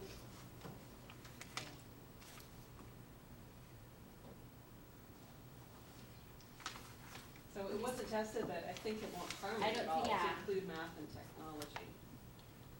With regard to the trade-related courses, I think because we have understood in our 7 through 12 schools that we have essentially career pathways, and kind of the idea would be to, whatever adverb that you want to put in front of it, we would expand, enhance, supplement, protect trade-related or career pathways that our schools are working on. Part of the reason why I put together the ideal scenario versus the 54, so that there'd be a good idea as to what, if we're going to march down any one of these roads and try to fully implement what the cost would be. But I can say fairly confidently that both junior highs and high schools, based on conversations today and conversations I've had previously, are really interested in expanding the opportunities for students to be career ready, and looking at those career pathways. While we're on that, could you, and I know, I agree that I don't want to lock in any specific amount, but how did you come up with the numbers that were associated with those trade courses? You can only, that, Is that like I one take all the teacher, credit one and all the blame. teacher, or- It was one at the high school, one teacher, full-time teacher equivalent, under the ideal scenario. Under the less than ideal scenario, it was materials to enhance or protect or supplement existing programs. Really, one of the best ways in which to do that for us is to give schools, because they don't have the luxury of time, to be able to really determine how are we going to integrate career readiness skills, 21st century skills, into existing curriculum. And this could be a really good way to get regular classroom teachers involved in that. I'm sorry, sorry. I just have one more Yes. thing. And back to the art, music, theater, dance, I wonder if, because it all wasn't tested, if music and the arts, and then that way, should the opportunity come for theater and dance, it would Something be to go in there, yeah. to go in there? Without making, so if it's, Yeah, it is Or performing arts. visual and It is performing performing arts, and I think we called it just the arts last time. no, we're talking about the elementary. Oh, okay. Right. Elementary, she's jumping back to elementary. Sorry. Sorry. I believe And the that just said language in music. it. Well, in the, it doesn't have it listed on the list, but if you read the language that was in the question that they tested, it did have, I think it said visual art or music and performing arts. I'm not sure, and you know what, it's cut off in that. Yeah, it's in the other, it's not in that, his PowerPoint, I think it's in the top line results. I could get a copy of that if you'd like to look at it. So, I'm sorry, so it Is it did say this? music and the arts? Is it in here? Yes, For those are the performing questions. arts. Yeah, it was confusing, you didn't bring that up last time, and it's cut off on that slide where it has the action, not that slide, but the slide where he shows, there's the language out to the side, it's one of the last slides. And I don't know if it was cut off in yours, but in mine, the language was cut off that he actually, or the interviewer actually asked. I'm sorry, can you repeat what your recollection of the language is? Is it Well, I'd music have and to performing see it, arts? yeah. She's about to find You it. could, it's, that might I be can- it. Music, You can arts. barely see it. Is this what you're talking about? That's secondary. Probably, right? Yeah, it says Elementary, art, music, and performing. arts, that's it. Oh, okay. Um, Thank you. Theater and Theater elementary. and dance. then maybe the best language, I don't know if it's better just to leave it at music because that was the previous one, or just change in terms of trying to keep the ballot under 75 words, to change that to performing arts, but then it doesn't allow for art. And, and I don't envision, there's a very fancy art program in here that because we have, and maybe we shouldn't include art because we have outside funding essentially for our programs. Maybe we should just leave it at performing arts, and so if there's some money available to do dance, we could do dance or theater. And music certainly falls in the category of Right. performing arts. Does that make some sense, Ms. Moore? If If you have enough words, I'd suggest music and performing arts. Yeah, There's enough words. okay, try it. No, we're talking about elementary. Elementary, Okay, all elementary. right. So, yes, music and performing arts is good, so, yeah.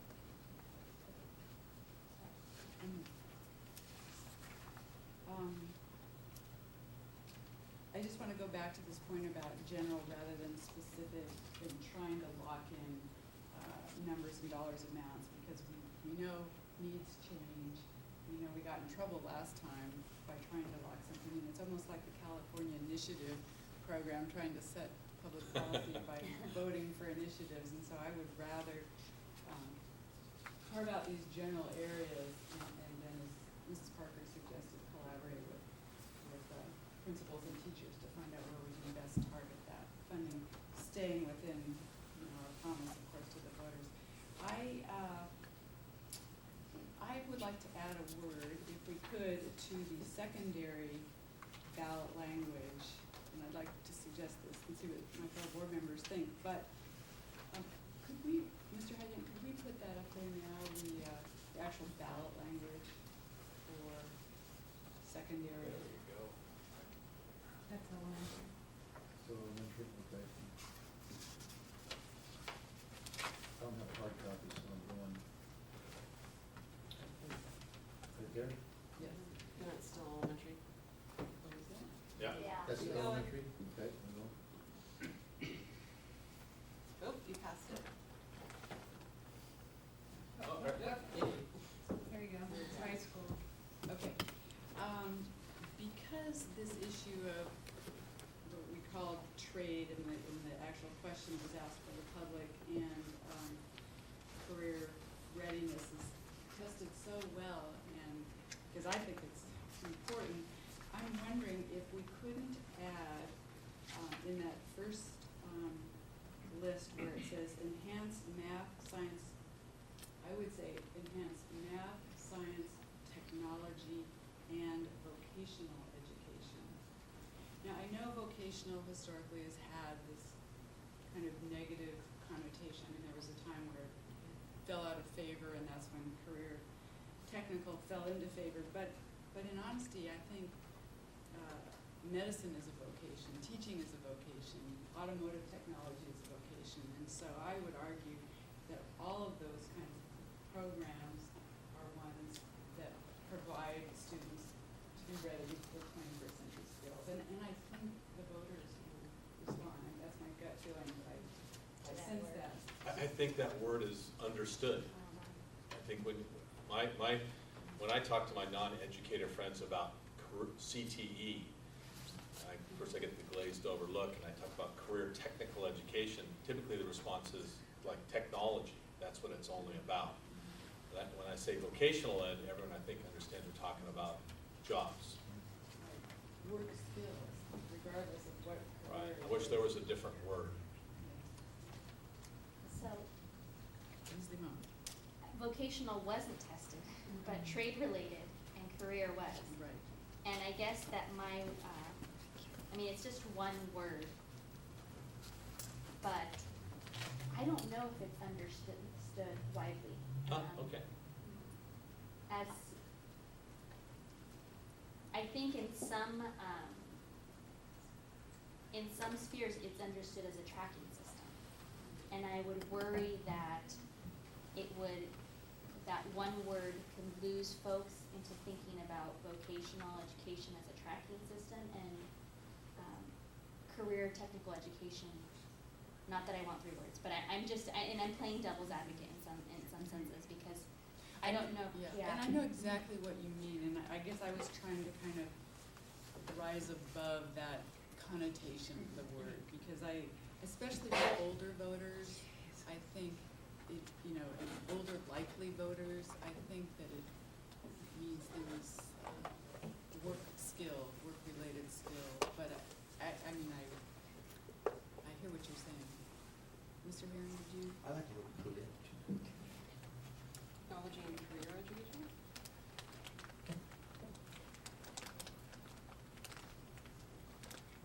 That could work. I like Um, Yeah, I think that's much easier understood than career technical education.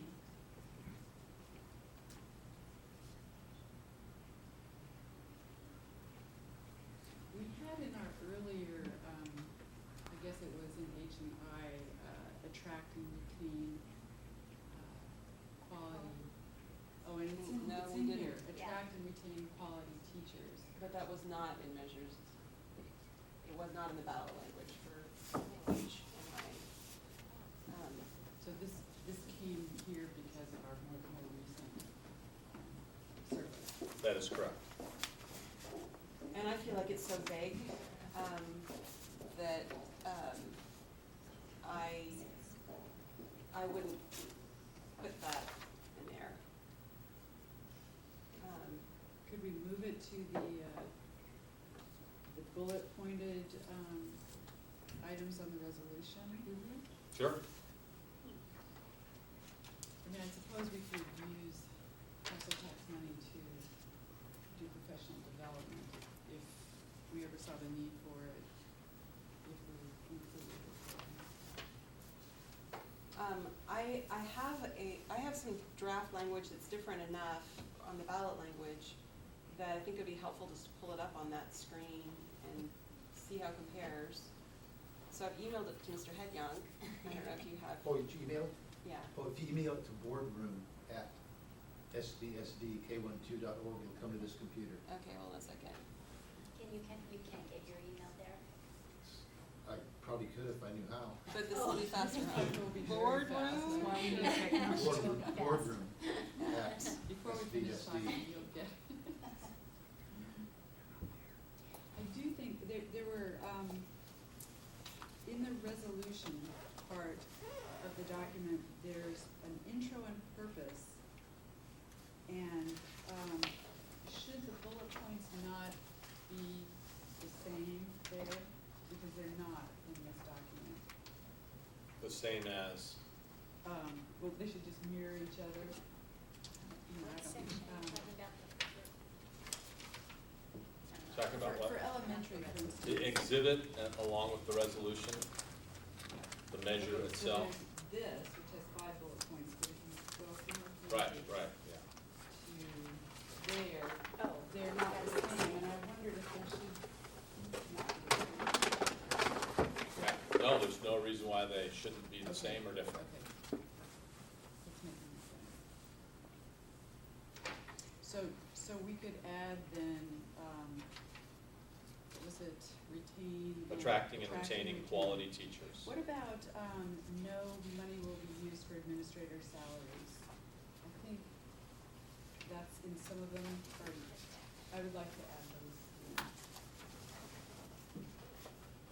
Oh, yeah, absolutely. To those- Wherever that is not, it needs to be. And that was not in this draft from the district staff. It was in the original ballot language. This mirrors much more the original ballot language from 2008. But one of the changes, that I put in, because before it said Santa Barbara, in the middle of it, instead of saying Santa Barbara Unified School District, it said Santa Barbara Elementary School District. And then the second one that said the Santa Barbara High School District. So I thought it was really important because these measures are gonna be right next to each other, for them to say in the first one that it's for our elementary schools, and the second one for it to say it's for our junior high and high schools, because otherwise it almost looks like it's the exact same measure twice. You know, with some minor details, and why are you asking for $54 twice? Right. So I wanted to be clear that one is for the elementary schools and one is for the secondary schools. And I think that's gonna be important for voters. Wow, I didn't change the language on the exhibits at all. So the copies I got didn't have the without administrative salaries language. Could be that you just got a different version of it. Yeah. where that was. It came off the board agenda, yeah. Cool.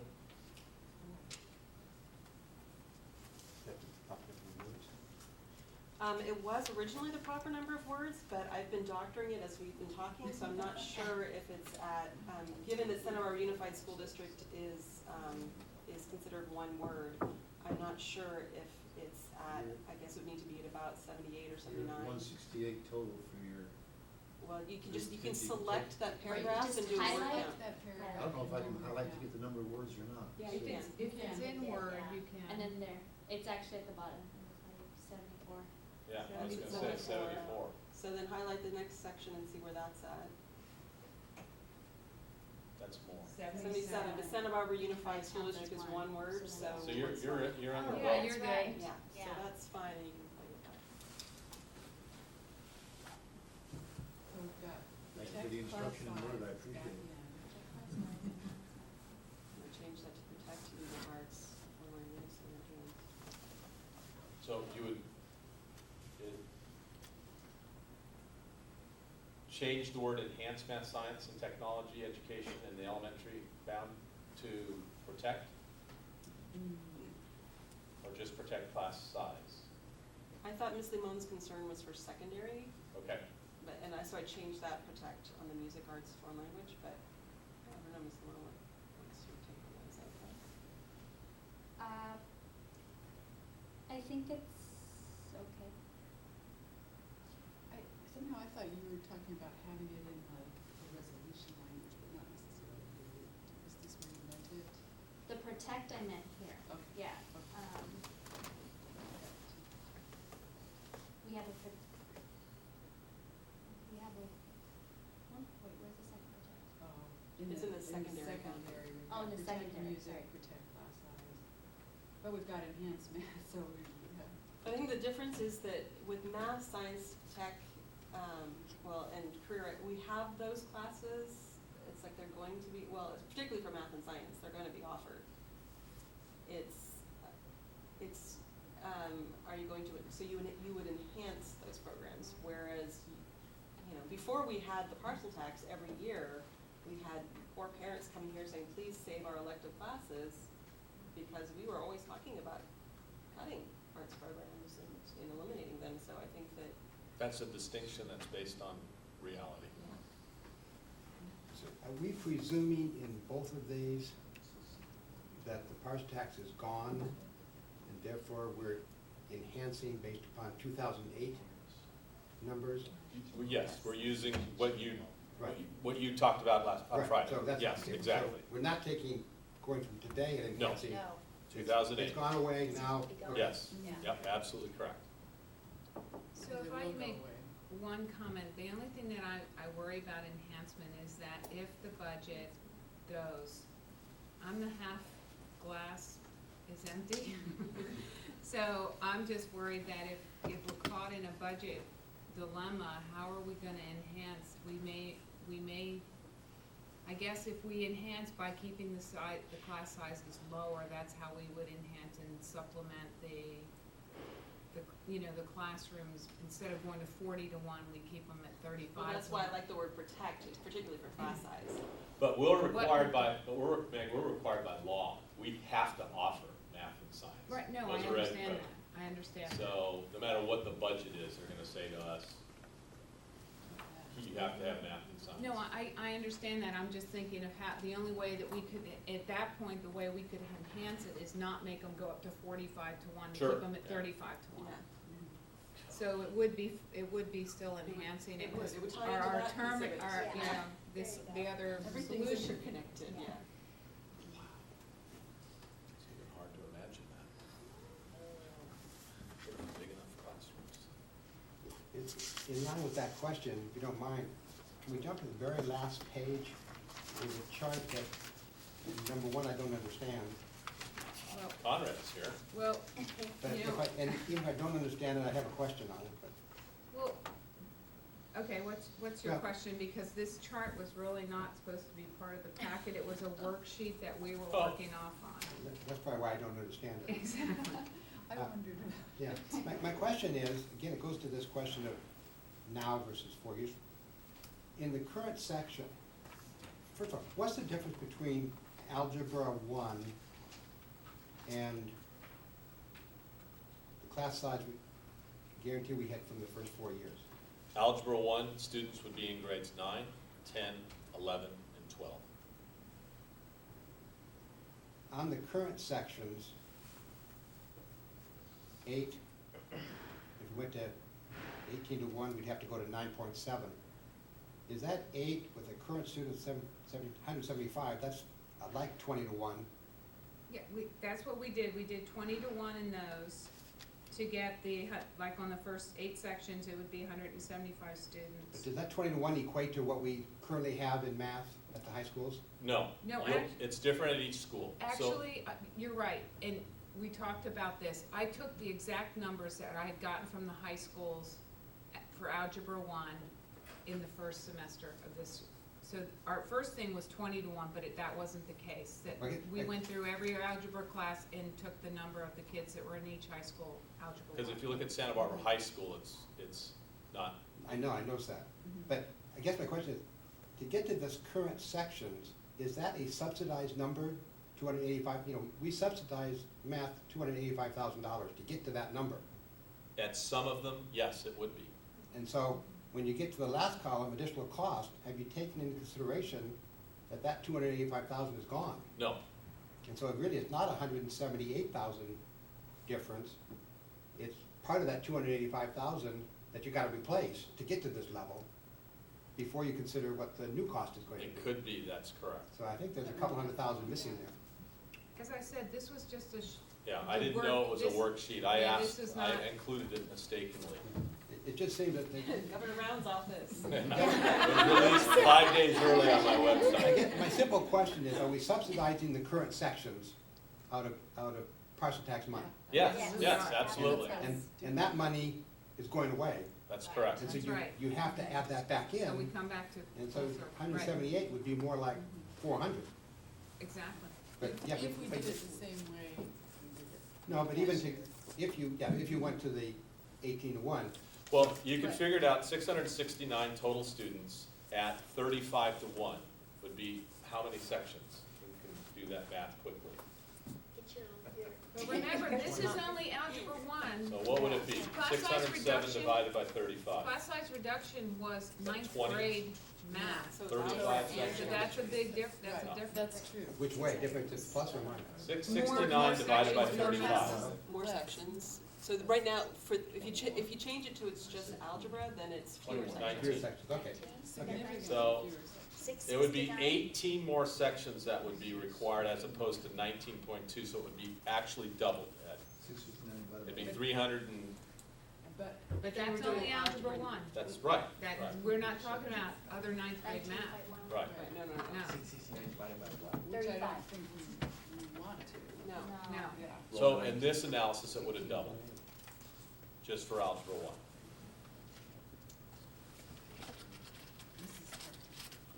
And going back to the original resolution from 2008, I think that a lot of what, for the high school, the former high school boundaries, a lot of the language would actually stay the same. There would be a new language added about career education. But then I would change out that restoring ninth grade math classes, and instead say,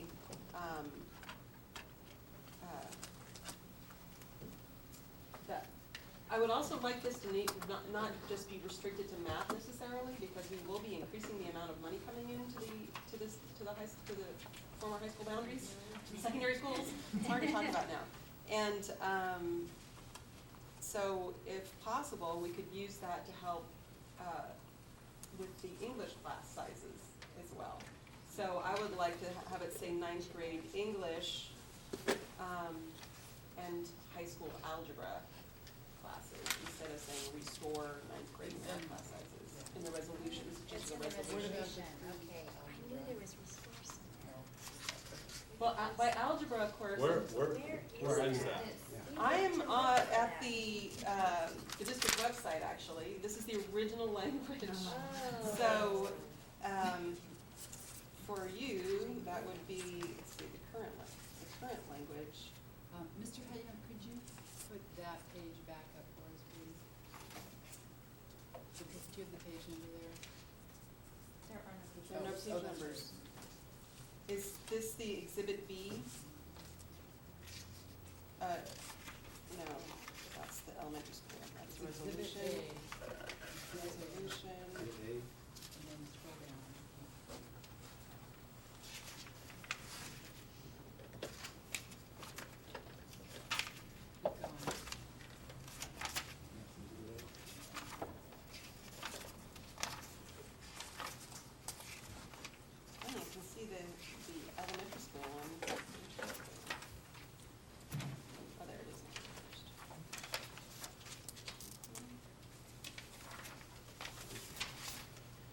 No, it's not that. It's the one that has all the whereases. But I don't know what the other And one like is. city elementary It's whereas? plain language. This is the elementary one, right? So in the whereas, it says this- It's under the purposes of the tax. Yeah. yeah, And I keep seeing the elementary one, but I don't I see think the. I'm homing in on it. That must be It's- the- There, it's there. here. Oh, no, that's elementary. So I think you already have two and a half. I Oh, think it sure It's is. later in the Do we document. have two elementaries? I think we I think you have two elementaries. That's why it's been so confusing. I know, when I was looking at my computer calendar, Bummer. but I think we do have a secondary one. Yes, you Yeah. do. We do. In here? Not in here though. But maybe it's in the email that got sent to us. So, what would you like under section 2, since that's For really its what we're purposes talking of about? tax, Right. one of the bullet points should say for the, not this one, for the, Secondary one. I expect, Dr. Cash, that you can take what we've been talking about and fix, Yes. coordinate it for the elementary. I just wanted to clarify that, although I don't wanna go into details about, specifics about class size reduction, I would like it to say for the secondary one, that it is, for, reducing class size in ninth grade English and high school algebra. You wanna Does it- keep it at grade does it level? reduce or protect? Reducing or? Well, I wanna say, what I wanna be careful of is that right now, the high school English classes are at 25-1, and the math classes are at 20-1, which is, again, doesn't make any sense, to me in terms of like master scheduling and all that kind of stuff. To me, it would actually be okay for the high school algebra classes to be at the same, they're both at 25-1, or both at 21. I want some flexibility in there, and so that's why I'm a little worried about saying protect, because that might imply that it has to be at 20-1 for high school algebra. Is it possible to let the schools determine, with reporting to the board for approval, which classes would benefit the most at the ninth grade from class size reduction with a limited amount of funds? Because I think I'd get into we would find ourselves could find ourselves in the same scenario with ninth grade, that you have your most independent workers in the smallest classes versus your students who. Well, I mean, I think if we went to high school, if we were specific about being algebra, I mean, kids that are in algebra in high school are at-risk kids. Right, I'm not talking about algebra, yeah. But also, I was tying it back into the Morgan Hart class size reduction. I mean, it has to be math or science. And, English. yeah, but if it's not English, then it has to be math or science. You can choose one of those two. Right. So, you run into the same problems with science, because ninth graders can come in and take biology, they can come in and take physics. So, I don't know where to go, except to go really specific and say it's for essentially at-risk math students, for that piece of it. But I don't know if there's words besides, reduce, but maybe it's enhance. I don't know. I mean, I was toying with, reduce class size where it's most beneficial to students, or something like that, which is. So that would hit our most at-risk That might kids. be too vague, but that does give the flexibility to the staff to make that determination, which they're more equipped to do than we are. But that might sound like a cop-out to the voters too, I mean, I don't know. I'm sorry, can you say the language Well, again? I was just Reduce- playing with, reduce class size where most beneficial to students, or something like that. Reduce class size where, I mean, do we think that would be a cop-out for the voters? I don't know that it would be. It won't be in the measure, just be in your resolution. I mean, I think there's a number of voters who think all classes should be smaller. And that you universally benefit from small classes, which we actually know the research doesn't show. But you talk to teachers and you have a very heterogeneous population like we do in Nathan Starrston. Well, like our READ 180 classes can't run with 35 kids. See, that would be a great example of a class size you'd want to have small, but that's not ninth grade necessarily. Well, then maybe we just take the ninth grade language out and just say reduce class size. I think that's a great, Yeah. great thing to do. There we go. Can I ask, this is just a weird issue, but on these bullet points, can we have the, make the language parallel so that they all say, ensure, protect, offer, rather than like offering or protecting? I mean, there was one, it's not this one, but another one where they were different, and so we could just take a look at that and make sure that they all line up. Sorry, going back to Ms. Parker's comments about if we just put reduced class size and there are people who feel in the 3 years my son or daughter has been in secondary schools, he or she has never benefited from this. I mean, do we anticipate, because really it didn't, it took, that's what it took to see some of the changes that we saw in the last year. And so I'm wondering, I'm going back to now Ms. Deacon's comments that just gave a tiny bit more information, and it said, you know, where Beneficial where needed, or appropriate. well, everywhere's gonna be needed, it's not the word. I'm wondering. Or maybe it's asking before you come back with another draft of this, it's asking the high school principals if they could suggest class size reduction language that's specific enough to create a sort of a covenant with the community, this is what we will do. But that is what they feel will benefit students, and still give them some flexibility. Maybe that's something that we could have high school staff work on. I asked the principals that several times because of the conundrum regarding the math issue that they faced at the beginning of the year, trying to balance master schedules. And what they clearly want is reduced class size for students at risk of not graduating. That's what they want. They want the option to be able to make that decision. It could be year one, it's read 180. It could be year two, it's because of the demographics of the school, it could be 9th grade English for 140 kids who all scored far below basic, or who, whatever assessment instrument they might use. They might say, well, these are kids that we really want to have in small classes with. That's really what they said, unmistakably, unambiguously, is the opportunity to be flexible, not get locked in, to be able to really give those small classes to the kids who need it the most. And that could change from year to year. And for Ed Behrens at San Marcos, from what we would call semester to semester, but term to term for them. Sorry. Yeah.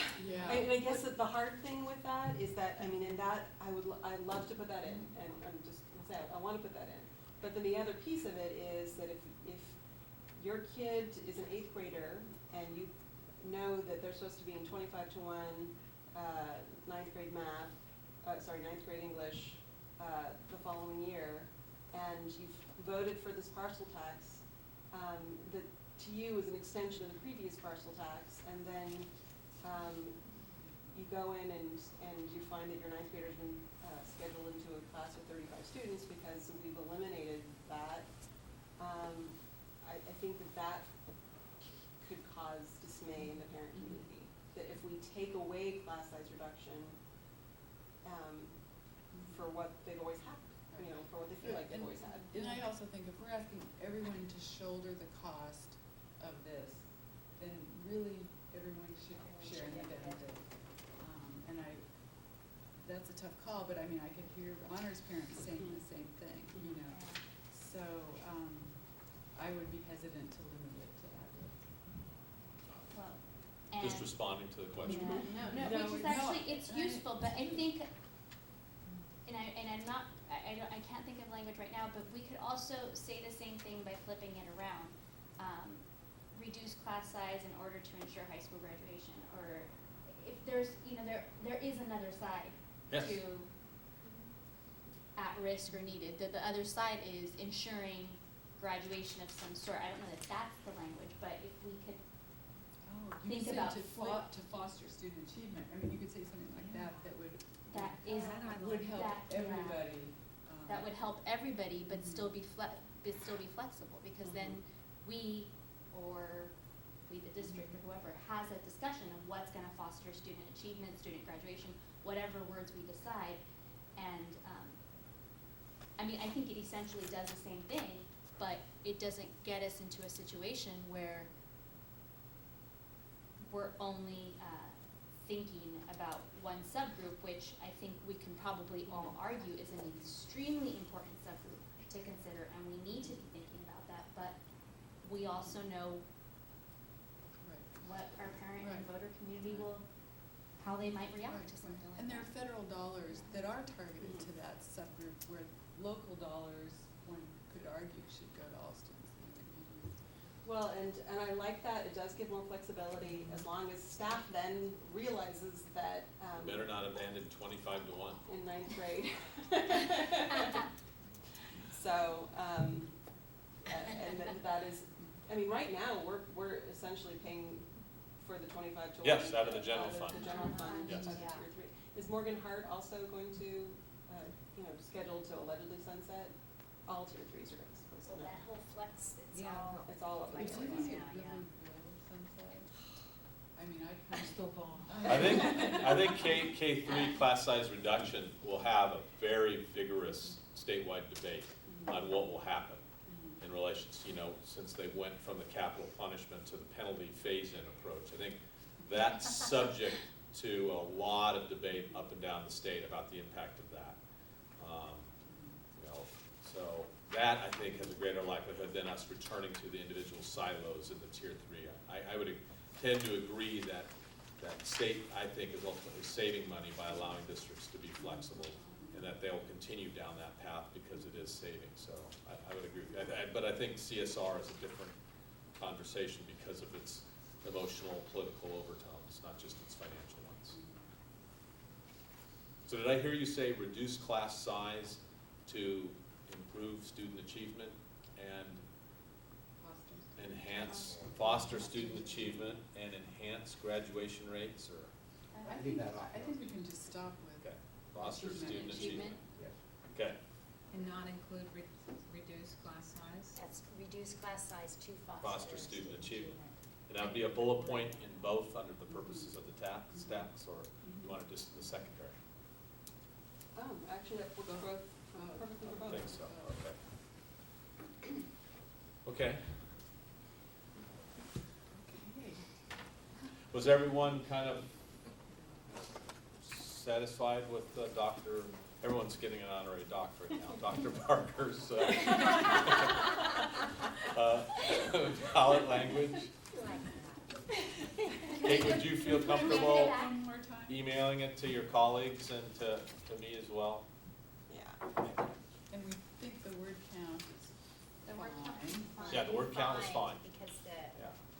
And I like the protect, I think putting that in is good, and definitely the administrator salaries should go in, Gosh darn. and every dollar. Administrators. One thing that No, Dr. Sarvis did with his, all the dollar, the sheet that has the dollar amounts and what it equates to a tax parcel amount, Yes. he called those guidelines.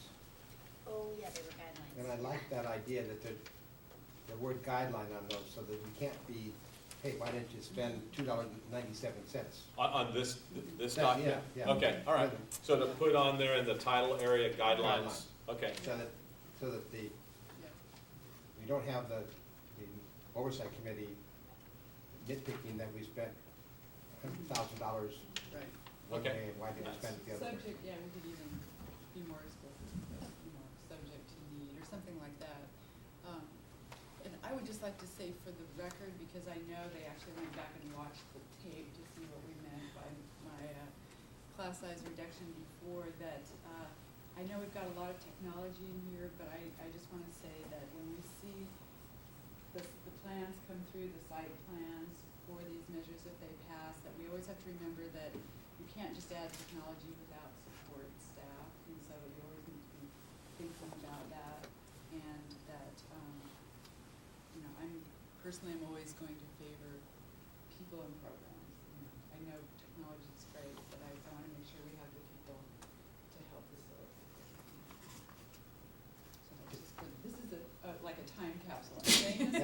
Did I So that read you the- can go back and watch it. Did I read the secondary numbers that you came up with $40.70 and you didn't spend the whole 54? Right, yeah, so there's opportunity to, you know, I kind of tried to give you a multiple of variety so that there, you could see that, you know, the elementary was more, the secondary was less, and the two ideal scenarios were obviously significantly more, just for purposes of Okay. illustration. So I didn't want to kind of lockstep us, I wanted to give you thinking room as much as So possible. are we gonna end up with a document like this that spends the whole $54? Yes, yeah, after, well, if After you it pass, passes. if you pass the resolution and instruct me to place it before the county registrar, then we'll have continuing conversations about kind of what this will look like. And I think as the state budget, we get more information on that, that'll help inform conversations, et cetera. But yes, Good. we'll have a document like that, a single-page document for each one. Good. It's a long time to plan So- for it, too. Yeah, over a year. I know Ms. Yeah. Ann Yeah, has a question. that's, the bad news about all of this happening in the last 72 hours is that it doesn't happen now for, I mean, if it does, if the voters do approve it, we'd have quite a long period of time in which to plan effectively, Good. which is really good. So, like Ms. Deacon, I actually want to clarify what, or need clarification, what's the process? Because I was thinking of this comment, or this particular phrase that you just said about reduced class size for student achievement. Should I go on record right now to clarify what that means, and that it's going to support the recommendation that our site leaders have given you?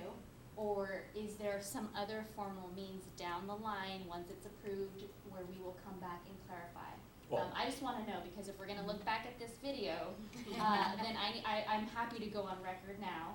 But if there's a different process where we will clarify, I will go on record then too. I think what we would like to do is bring forward, once we know what the results, well, here's our real good brush at what we think would be a good way to expend these funds.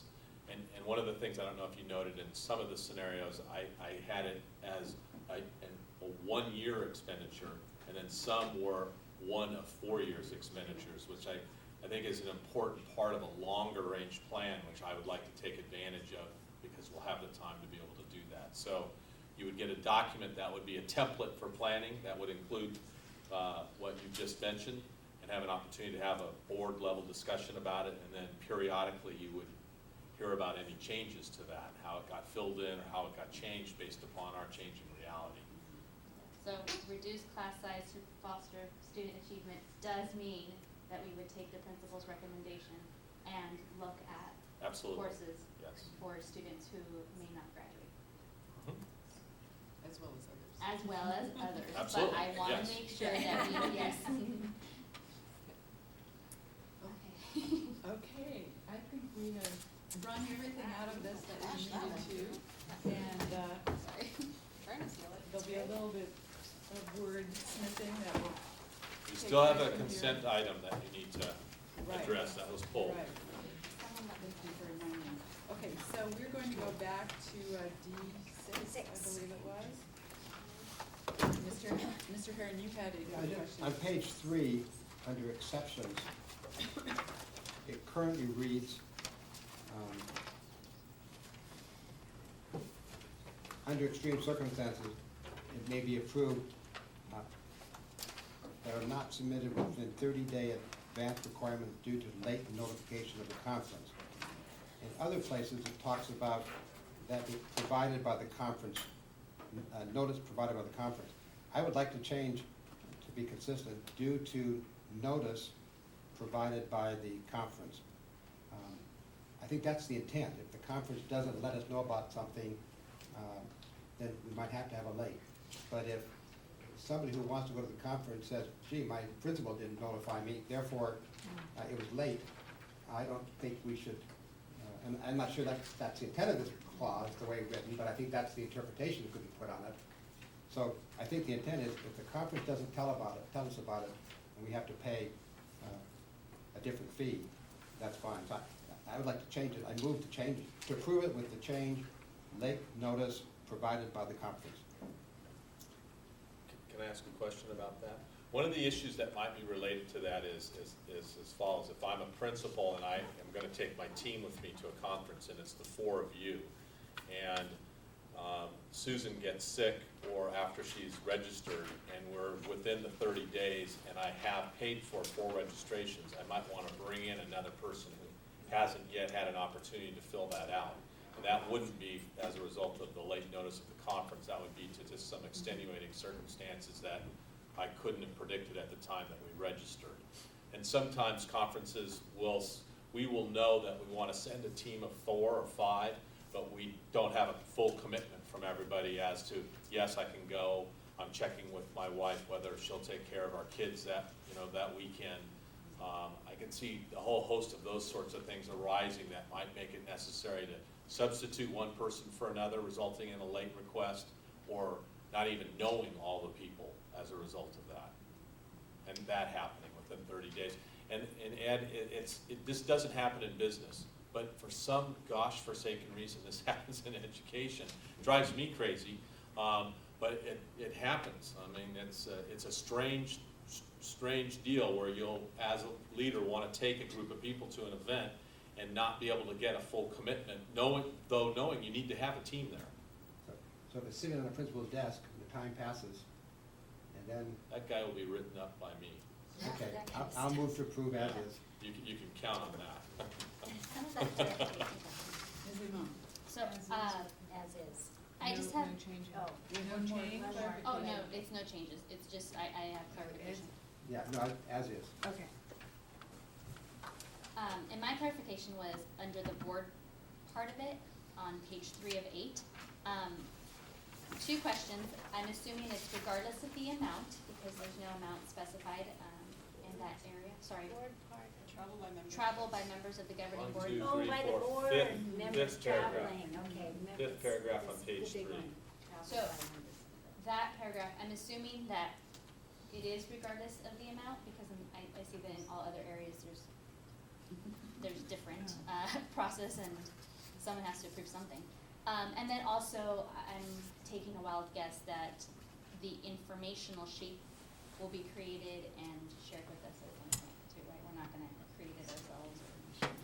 And I do wanna actually commend you on some of the language I saw. I really thought it was nice, particularly page 2 of 8, that 3rd paragraph, that last sentence that kind of showed reciprocity. This will happen by the employee and the county office will do this. And also there were some areas where you explained because of tax purposes, because of insurance. And so I think that even those little snippets were particularly helpful. So I commend you because I think it's Well, good. I can't take all the credit. Or who? Julie Name Julie. has worked very hard on it. There you go, Julie, that's for you. Because There. Julie lives by this. Good. I actually did have one question. This has become a mildly pet peeve, but double accommodation is highly recommended.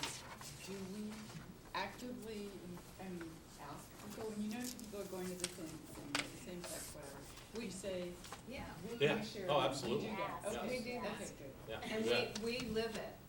We Okay. do. Know that we've done it. Okay, good. We don't act, yeah. Board members do too, so I was. I know, that's right. Who do I get to share with? Show Okay. by Me and you, Ed. Yeah, okay. Oh, Bunk beds. Okay, we have a motion and a second. Oh, we have, I said, okay. Does Ed and Monique. Okay, so, all in favor, say aye. Aye. Opposed, no, motion passes 4-0. And that brings us to coming events.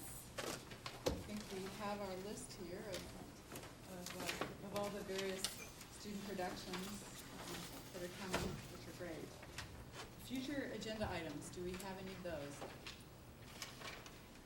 We talked briefly earlier about board focus goals, and I suspect that as painful as that might sound, at some point in the next few months, we need to bring that back to the board.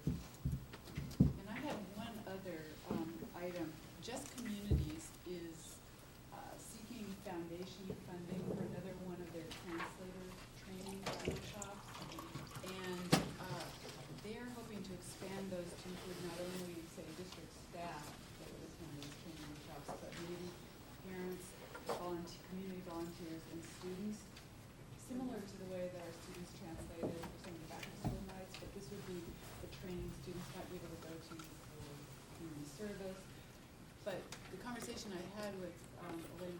actually extended into the idea of potentially down the line, a career pathway for translation.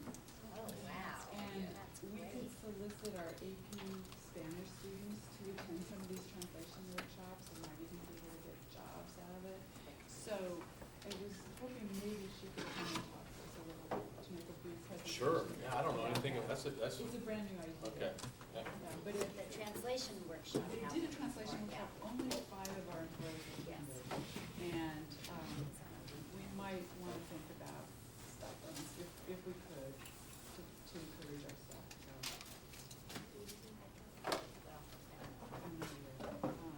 And there would also need, we would need to have a discussion about what kinds of things potential non-district employees could translate for in a district, and legal things.